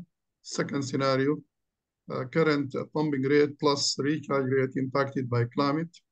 Here, the recharge rate is reduced every year based on climate change analysis. Scenario 3 is increase in pumping rates due to population growth. Here we increase the pumping by 50%. Just we multiplied by 1.5, pumping from the existing wells. We have not introduced any new wells here because we don't have any plans for future development on both sides. The fourth scenario is impact of climate change on recharge plus increasing in pumping. This is the worst case scenario. Of course, this is the drawdown map in 2050 for the worst case scenario. And as we can see, in some areas, very limited areas, for example, in Gadarif and in Ethiopia, in the southeastern part of the aquifer, the drawdown exceeds 30 meters. But in very large areas, there is either no drawdown found or little drawdown, less than 10 meters of drawdown. So those areas of great potential for actually increasing the pumping either by introducing new wells or increase pumping from existing wells. The model also, you could have a water balance, tables like this. This is the beauty of actually modeling. If you divide the aquifer into two zones here, the Gadarif or Adigrat, you can have a water balance, detailed water balance on monthly basis, on annual basis for various scenarios. This table here is the water balance for Adigrat only, using scenario 4, the worst case scenario, up to 2050. This is the water balance in 2050. As you can see, this is inflow into the aquifer and outflow from the aquifer for Adigrat only. The recharge is 121.8 million cubic meter. So there is actually inflow from the Gadarif area to the aquifer. This, of course, depends on the water level. Generally, the groundwater flow is from the Ethiopian side to Sudan side, but at certain times when the water levels at the boundaries in Sudan exceeds the water level on the other side, then you have outflow from Gadarif to the other side. So there is an outflow of 11.3 million cubic meter per year. The outflow from the wells is 27.4. So we have base flow into rivers. There are actually very large number of seasonal rivers. We call them wadis. And I think wadi is now an international word. That is a seasonal wadi, which runs for a short period after the rainy season. Here we have some wadis on Sudan and Ethiopia, which could run for maybe 3 or 4 months after the rainy season as base flow. So the base flow out of the aquifer is about 86.1 million cubic meter per year, which is a huge quantity. And here, this shows that the high potential of conjunctive use or managed aquifer recharge or design of water harvesting structure to harvest some of this water to be used as surface water in small dams, for instance, or other water harvesting systems, or could be recharged back to the aquifer as artificial recharge. Now the outflow from Adigrad to Gadari is about 33.7 million cubic meter per year. Generally, the outflow from the Ethiopian side to Sudan side is very high. And the last column here is the amount of water taken from storage. That is a reduction in water level on the aquifer. So the amount of water taken from storage for this scenario for the Adigrad at year 2050 is about 7.2 million cubic meter per year. We could have a table like this for Gadarif as well, for the various scenarios, for various years, depending on the stress periods we introduce in the groundwater modeling system. Now we have developed what we call potentiality maps or suitability maps for water harvesting and for the management of aquifer recharge using thematic maps. For example, geology, rainfall, catchment slope, flow accumulation, drainage density, lineament density, land use, land cover, soil texture. So weights to the layers and rates of each category within the layer for the study area were assigned, of course. This depends also on experience because some people could use different weights. So we developed these suitability maps. For example, for the water harvesting, we have identified about 37 potential sites where water harvesting structures could be introduced. And also for the management of aquifer recharge, we have developed this map which shows areas with very high potential, with high potential, moderate potential, low potential. Maybe we could observe that most of the Ethiopian side is of low potential for managed aquifer recharge, but there are still areas with very high or moderate potential. Conclusion, the current pumping and future pumping rates in the aquifer are much smaller than the groundwater recharge.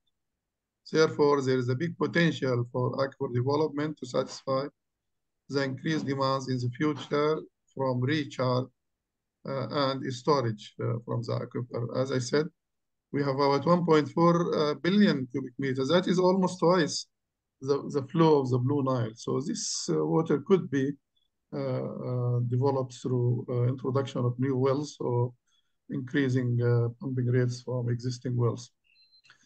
Also, there is a very high potential of conjunctive use because the base flow from the rivers, seasonal rivers, is very high. So this outflow could be intercepted through water harvesting structures to contribute to meeting the demands on both sides of the aquifer. As I mentioned, supply is only a very small percentage of the demand. So there's a huge gap for water resources in the area. Climate change analysis shows that the groundwater recharge will decrease by only 10% up to year 2050. It was found from the modeling results that this reduction in recharge has little or no impact on the groundwater levels in the aquifer. It can therefore be concluded that the impact of climate change on the aquifer level up to 2050 is not significant. But if we consider the impact of climate change maybe up to the end of the century, this has not been done, but maybe it could be significant. So care should be taken in future development of the aquifer. Many of the presenters spoke about the lack of monitoring and availability of data.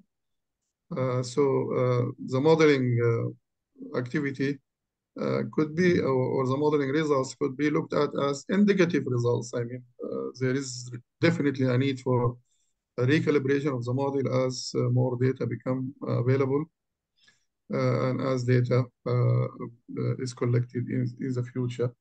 Also, the establishment of a monitoring system is vital.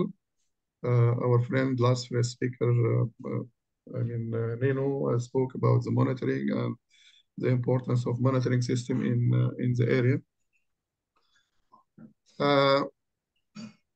Drawdown maps up to 2050 for all scenarios showed that there is still large areas within the aquifer with little or no drawdowns that can be developed either through increasing pumping from the wells, existing wells, or introducing of new wells. It is also noticed that there will be no significant drawdown at the transboundary area, and this is very important. So there will not be any problem of transboundary conflict in pumping, but still this has to be coordinated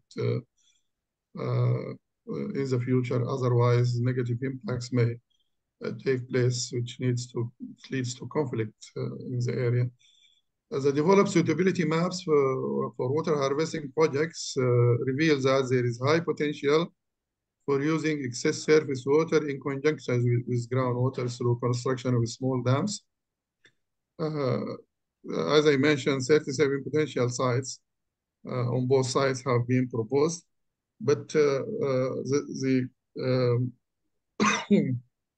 selection of these appropriate sites should be carried out by the local authorities or the concerned authorities in both sides of the aquifer.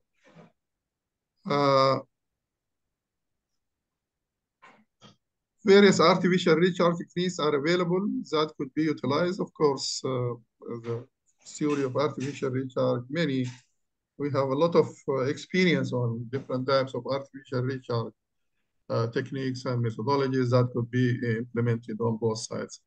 In summary, the Gadaref Adigrat aquifer still has great potential for development in view of the high population growth and frequent occurrence of droughts. Conjunctive use of surface and groundwater are expected to play a greater role in meeting the future demand for water. One of the great challenges that is faced in the area is lack of proper management and lack of information due to absence of monitoring. Therefore, there is a need for the establishment of a monitoring system which focus on transboundary monitoring, not only monitoring on at natural level, but the transboundary monitoring for water levels and water quality as well is very important. And there is also a need for introducing adequate administrative institution for this monitoring.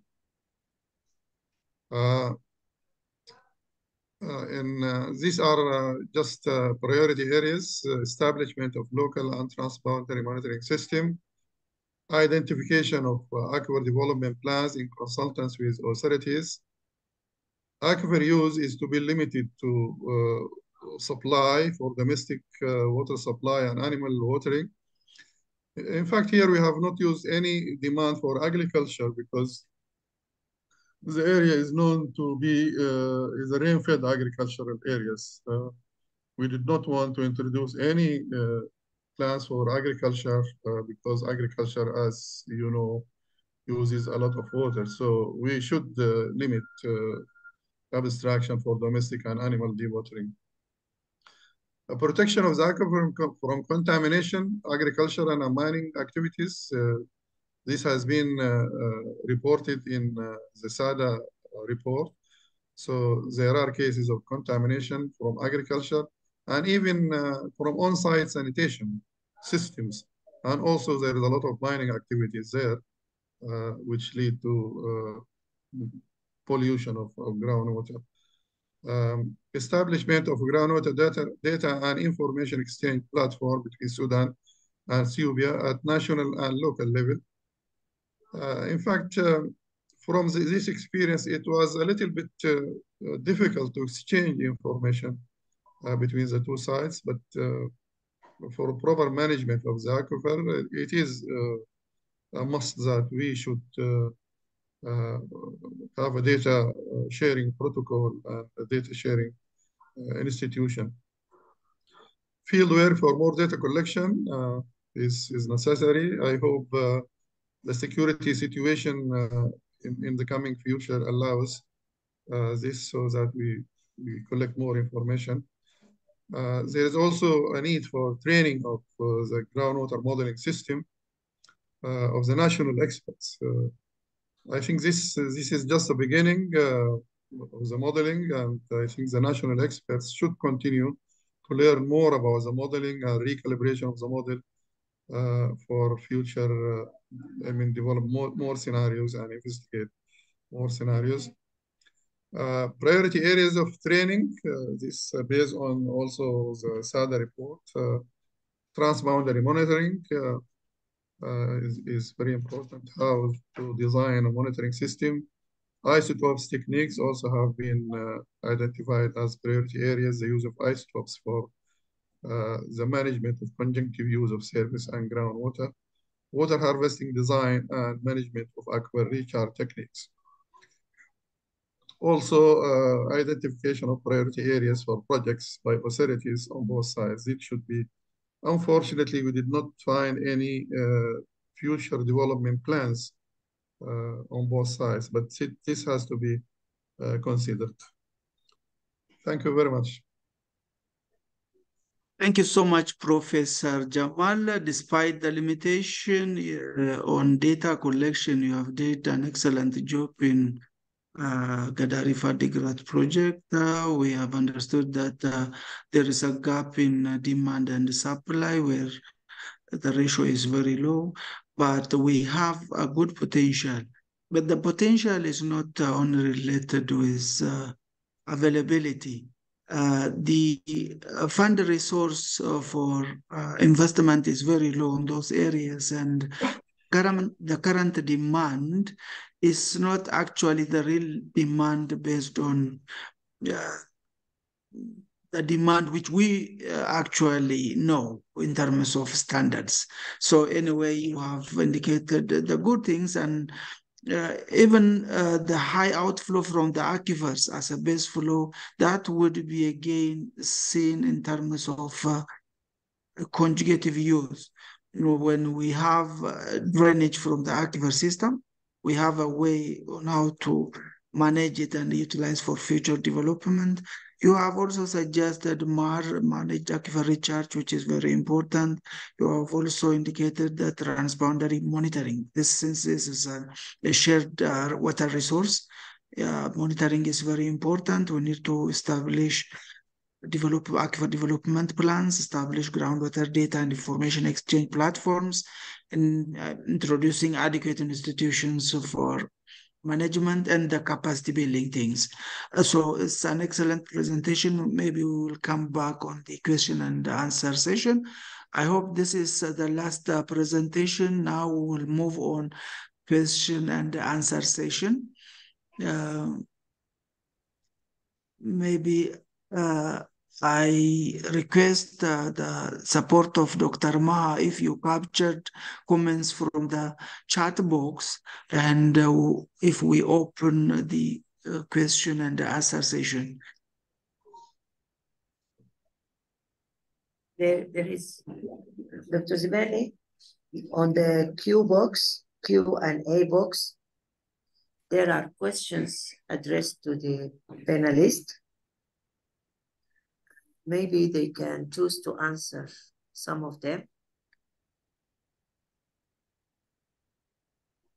Shall we go one by one? And if it is directed, yes, I can read now. The first question is from Philip Nienje. Thank you, Professor Orr, for the nice presentation. Can you kindly clarify on how the boundary of the Elgon aquifer was defined, and which groundwater development are feasible in the upper land areas of the aquifer apart from springs? So this is directly go to Professor Orr. Would you please respond to it?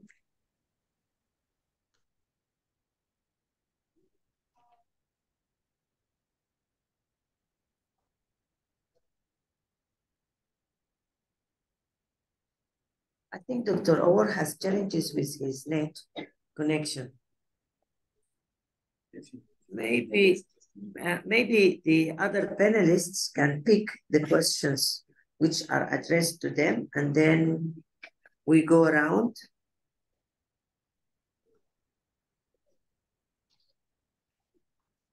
Can you see the Q&A box?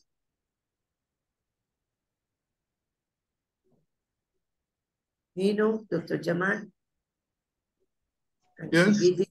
Yeah, can you look into the Q&A box and pick the questions that are addressed to you and answer, please?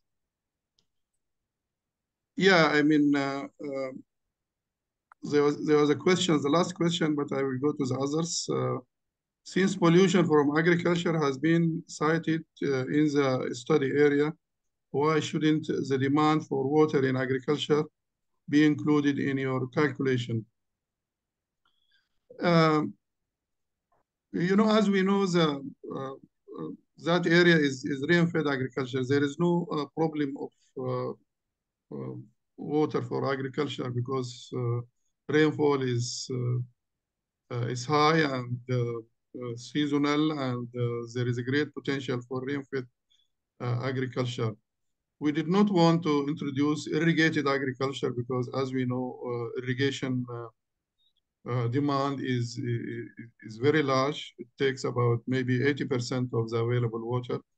So we suggested that the available water resources should be utilized only to satisfy the demand for the human demand and the livestock. Livestock is resources there are also very huge. So I mean, this depends on the policies, and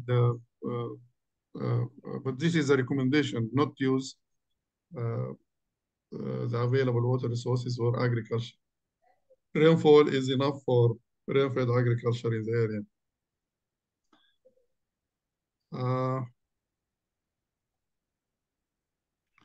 There is also a question on what data used for in data analysis. For the meteorological data, we use rainfall data. Some of the data we obtained from the archives of the concerned authorities on both sites. But there is no data on evapotranspiration, so we use open source data. And there are a lot of sites open source for open source data, even rainfall and evapotranspiration analysis. So, for example, the NOAA National Climate Data Center is one of the centers that we could get a lot of information.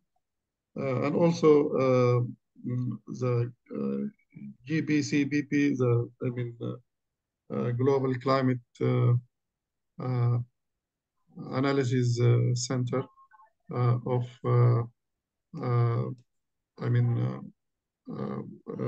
NOAA. There is also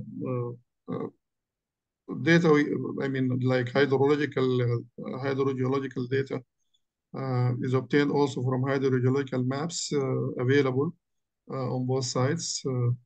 But this is also supplemented by groundwater information obtained from the UNESCO IHP Groundwater Atlas for Africa regarding the groundwater, depths to groundwater, the hydrogeologic properties of the aquifer. We could not find any information on the hydrogeologic properties like transmissivity, storage coefficient, these kind of things, porosity. I don't think, from my experience in Sudan, for instance, there is no proper pumping test analysis that has been conducted to estimate the transmissivity and storage coefficient. The pumping tests that are normally carried out is only well tests, just to identify the yield of the aquifer. There is also a question, how do you consider the impact of the current and future climate change that is affecting the rainfall magnitude and the temporal and spatial distribution of rainfall in the model? Can you please share the study as your results on the Ethiopian side potential is much different from the results we have? Yeah, I think maybe this is a good thing. I mean, just to compare. I mean, here we have not conducted the climate change analysis for the whole arc. We just selected some points. In Sudan, for example, Sudan side, we estimated. I mean, we conducted a study for the Gadaref town here, the capital of the region. And in the Ethiopian side also, I think maybe in Gondar side, Gondar town, we conducted the analysis there, and we generalized. But this is an area where we really need more studies just to study the impact of climate change and compare the results of different models. This is an issue maybe Dr. Zebeni. Not Dr. Zebeni. Those specialized in climate change could also, comment on this. I know in this group, many of us here, they have done a lot of work on climate change analysis, and maybe they could also give some idea about it. But it is good to compare the results on the Ethiopian side. We can share the results, of course. The reports are there with the Nile Basin Secretariat. We have no problem of sharing this information. I think these are the questions raised to me.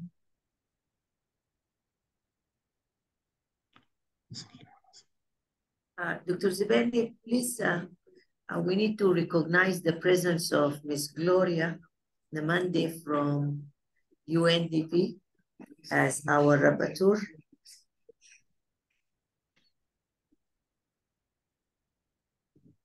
Zebeni.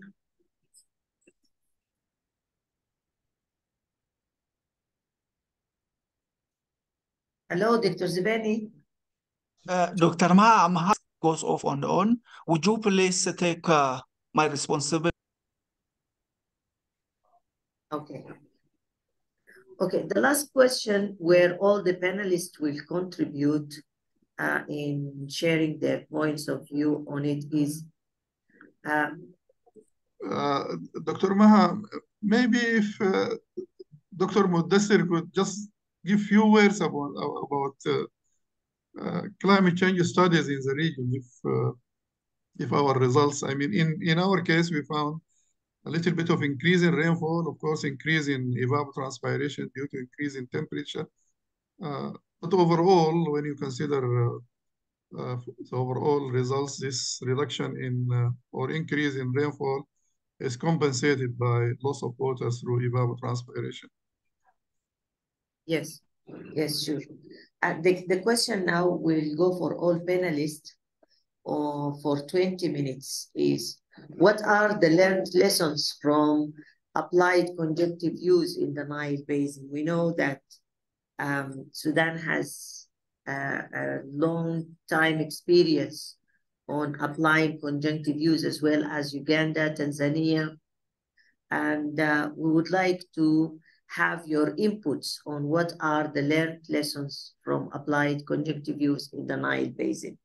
We start by Dr. Shigidi. Shigidi, are you there? Yes, I am, and I apologize for my sudden forced departure due to a brief power outage. And just to address the issue, let me emphasize that there is, first of all, there is definitely a need for conjunctive use. There are also some challenges. Okay, people in general in the region have been used to utilizing surface water but groundwater can basically solve a lot of problems. The challenges that have to be under scope are there is always a problem in assessment of groundwater resources. There is a significant problem, lack of monitoring. This is an issue that has to be addressed. And there is always a problem in maintaining monitoring systems. There is also a problem in transboundary aquifers of data sharing and joint monitoring and installation of joint monitoring and exploratory activities. Data sharing is a problem. An issue that basically also rises is the one in transboundary aquifers is the one of the need to harmonize laws and regulations, the need to liaise in terms of development plans, sharing development plans, sharing data. Enforcement of regulations, I can see, is one of the biggest challenges and shortcomings in monitoring and controlling the development of groundwater. Most of even though some regulations do exist to control the development of groundwater wells drilling, I can see that the enforcement of these regulations is lacking. And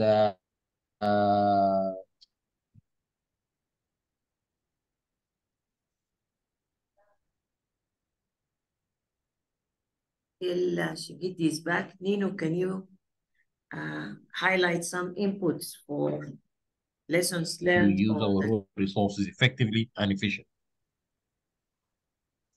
Thank you, Dr. Shigiti. Thank you. Thank you very much. Nino, please, can you provide some inputs for learned lessons regarding the conjunctive use practice in the 90s? Thank you, Maha. Maybe just in a couple of words, actually, to say something about conjunctive use in a more general sense, because there are also experiences from other parts of the world. And we see that experience in Nile Basin is also varies from one region to the other.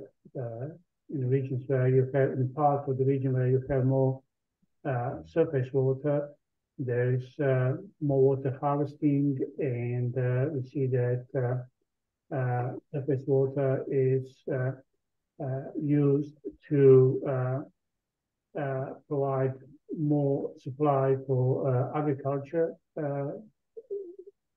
very often, not really with the prime intention to recharge aquifers. But what I think it's quite interesting in this context of international water sharing to look a little bit on situation of conjunctive water use in transboundary context, because as we said today already, that there are a lot of agreements on conjunctive, actually shared management of international waters and groundwaters. But if you look at the treaties globally, at agreements, you see that analysis saying that from about 400 agreements that were analyzed, only 2% of them were groundwater oriented, and 50 of them were designed to manage both surface water and groundwater, but actually very few of them have a substantial focus to both surface and groundwater. What does it mean? That means that actually groundwater is in agreements taken aboard in conjunctively transboundary context, that in practice, we have very few examples of conjunctive use transboundary. So it is very important to stress that we need to consider conjunctive use beyond hydraulic connection between surface water and groundwater. That means that all sources of water, including also rainfall, we need to take into account when we talk about conjunctive use.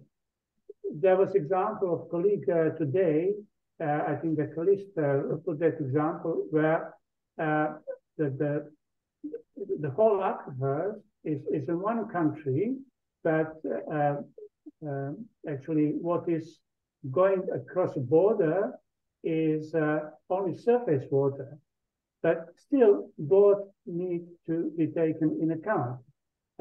We can also have the opposite situation, that also the national border doesn't cut through an aquifer, but there is an aquifer upstream, which is, defining the quantity and quality of surface water which is crossing the border. But still, somehow that has to be taken in account. Now, the question is then, we can't take everything into account, and what's priority? Because we have these huge aquifers, and we can't really analyze the whole aquifer very in detail. So, a couple of years ago, we developed groundwater community, UNESCO, IGREC, and the others developed a procedure for actually prioritization of the action in transboundary aquifers. And so when you add that one to the surface water, where priorities are not so difficult to be set because they are visible, and you have also the others like irrigation, like fishery, and not only water storage and supply, then this method can help us to actually concentrate on hotspots and better manage surface and groundwater. I think I will stop here. Thank you. Thank you, Nino. This is also a new introduction, so as to think of water collectively, not only groundwater and surface water, but water in all the spheres. That is also a new dimension of thinking. Stephen, will you provide some inputs, please, regarding learned lessons in the conjunctive use of waters in the Nile Basin?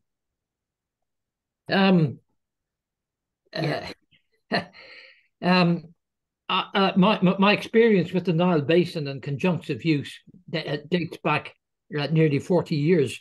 My input on this job is primarily managed aquifer recharge to solve immediate supply problems, particularly in the lower reaches of the Mount Elgin Basin. But in general, I will say that when it comes to conjunctive use and transboundary situations, there is always what I would describe as palaver between the two jurisdictions. In situations where the downstream nation is water hungry or water thirsty, and the upstream nation simply doesn't have the infrastructure to capture runoff or surface water resources for their own use. Both parties become losers, and it frequently degenerates into aggression. My most recent experience with this has been in both Saudi Arabia and Yemen, and in Afghanistan and Pakistan, where certainly with regard to Saudi and Yemen, wadi flow crosses the border into into Yemen, but the Saudis have built dams to capture water, so the Yemenis are basically starved of the resource downstream. And in Afghanistan, the situation is that with the Kabul River, there's no infrastructure in Afghanistan to utilize significant river flow. River flow can be several hundred cubic meters a second that flows into Pakistan to the Indus, which is the lifeblood of that nation. And there is great tension between the governments of both nations in relation to future use of that water. So when it comes to Uganda's situation, it's advisable that joint committees with friendly neighbours be established to agree the use of water, and in particular what can be done with the upstream nature of that water. And I look forward to assessing that situation when I travel to Uganda shortly next month.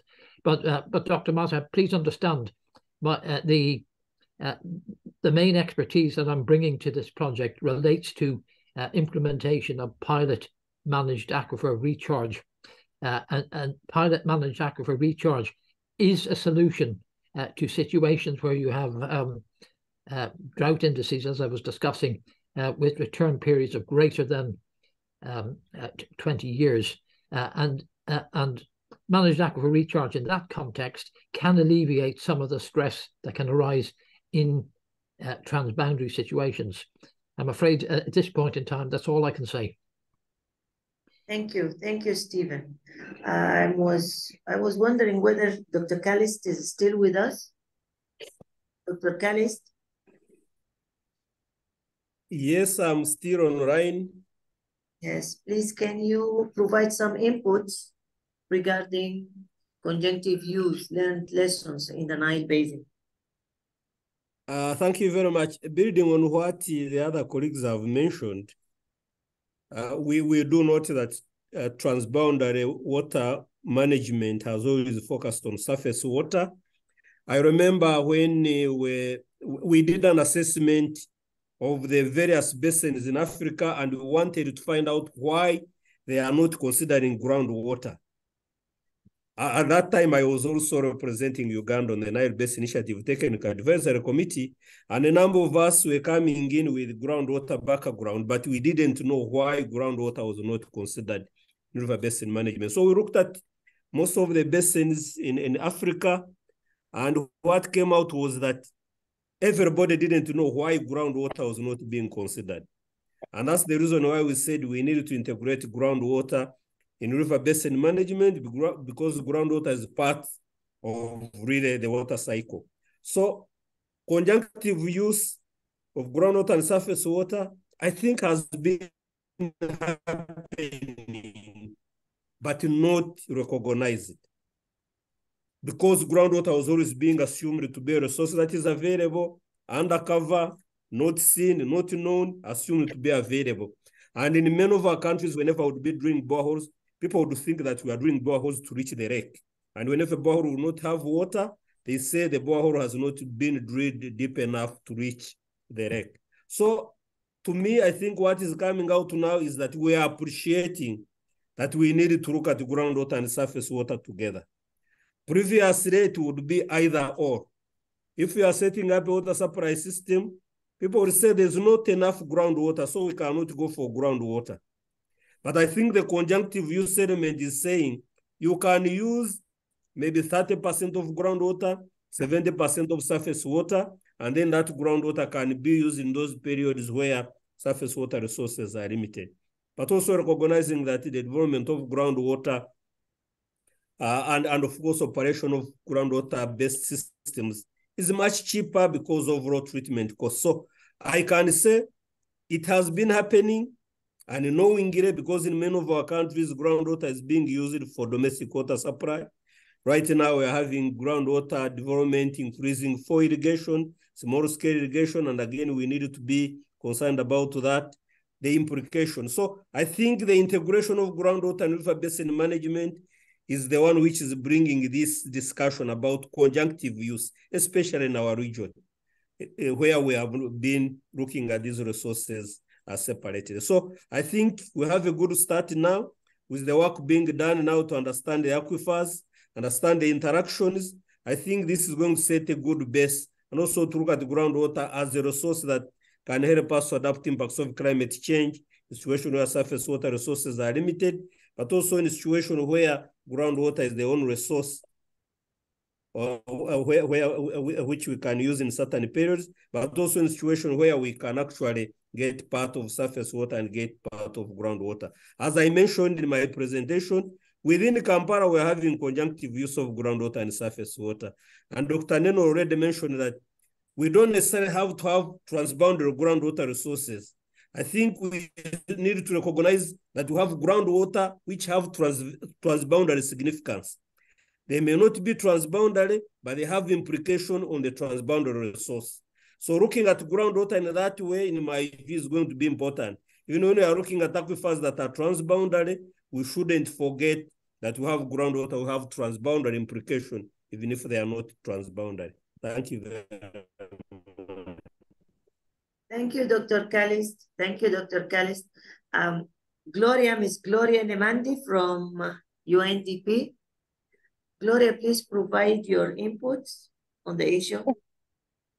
Thank you, Dr. Maha. Thank you, all the panelists and all colleagues for the very insightful webinar.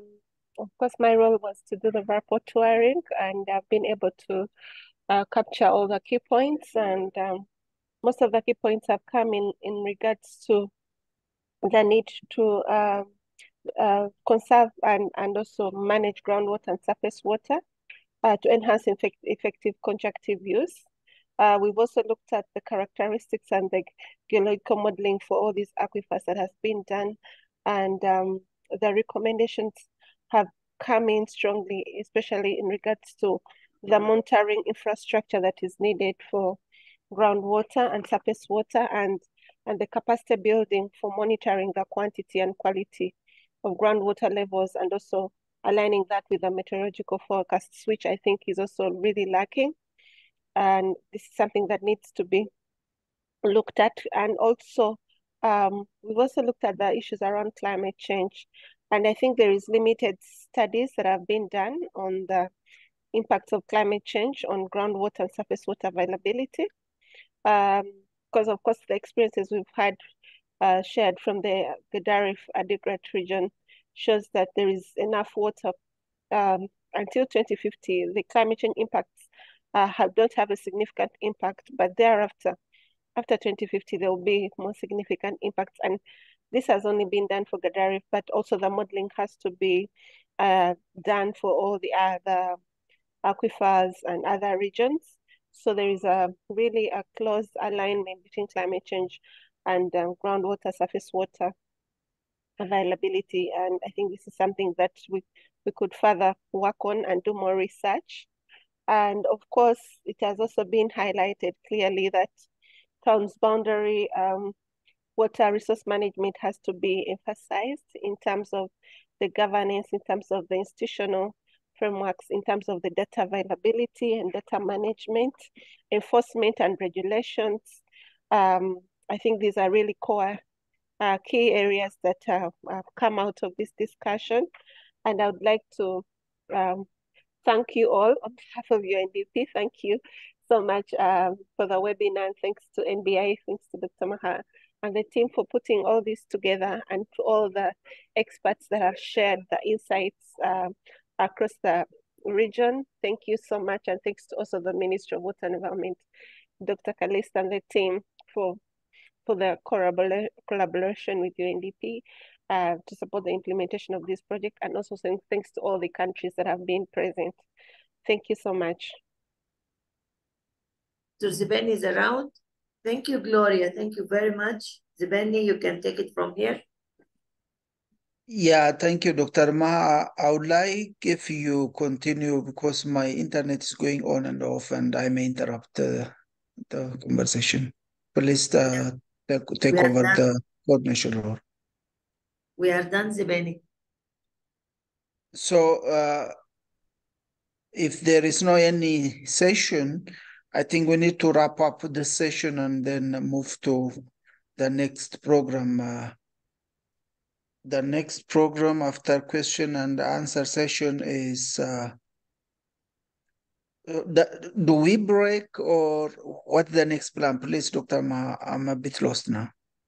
Thank you, everybody. Thank you for your contribution. The next session on groundwater is going to be on the 3rd of October, inshallah. Please join us at the same time. I think the learned lessons or the take-home lessons will be importance of data sharing, implementation of legal framework on transboundary water, and monitoring. And it is important to think of conjunctive management beyond just groundwater and surface water. Thank you, everybody. Thank you for your time. Thank you for your participation and patience. Those who got up very early today. Dr. Nino, thank you. Stephen, thank you. See you on the coming session on the 3rd. Thank you very much. Thank you so much. Thank you so much all. Bye-bye.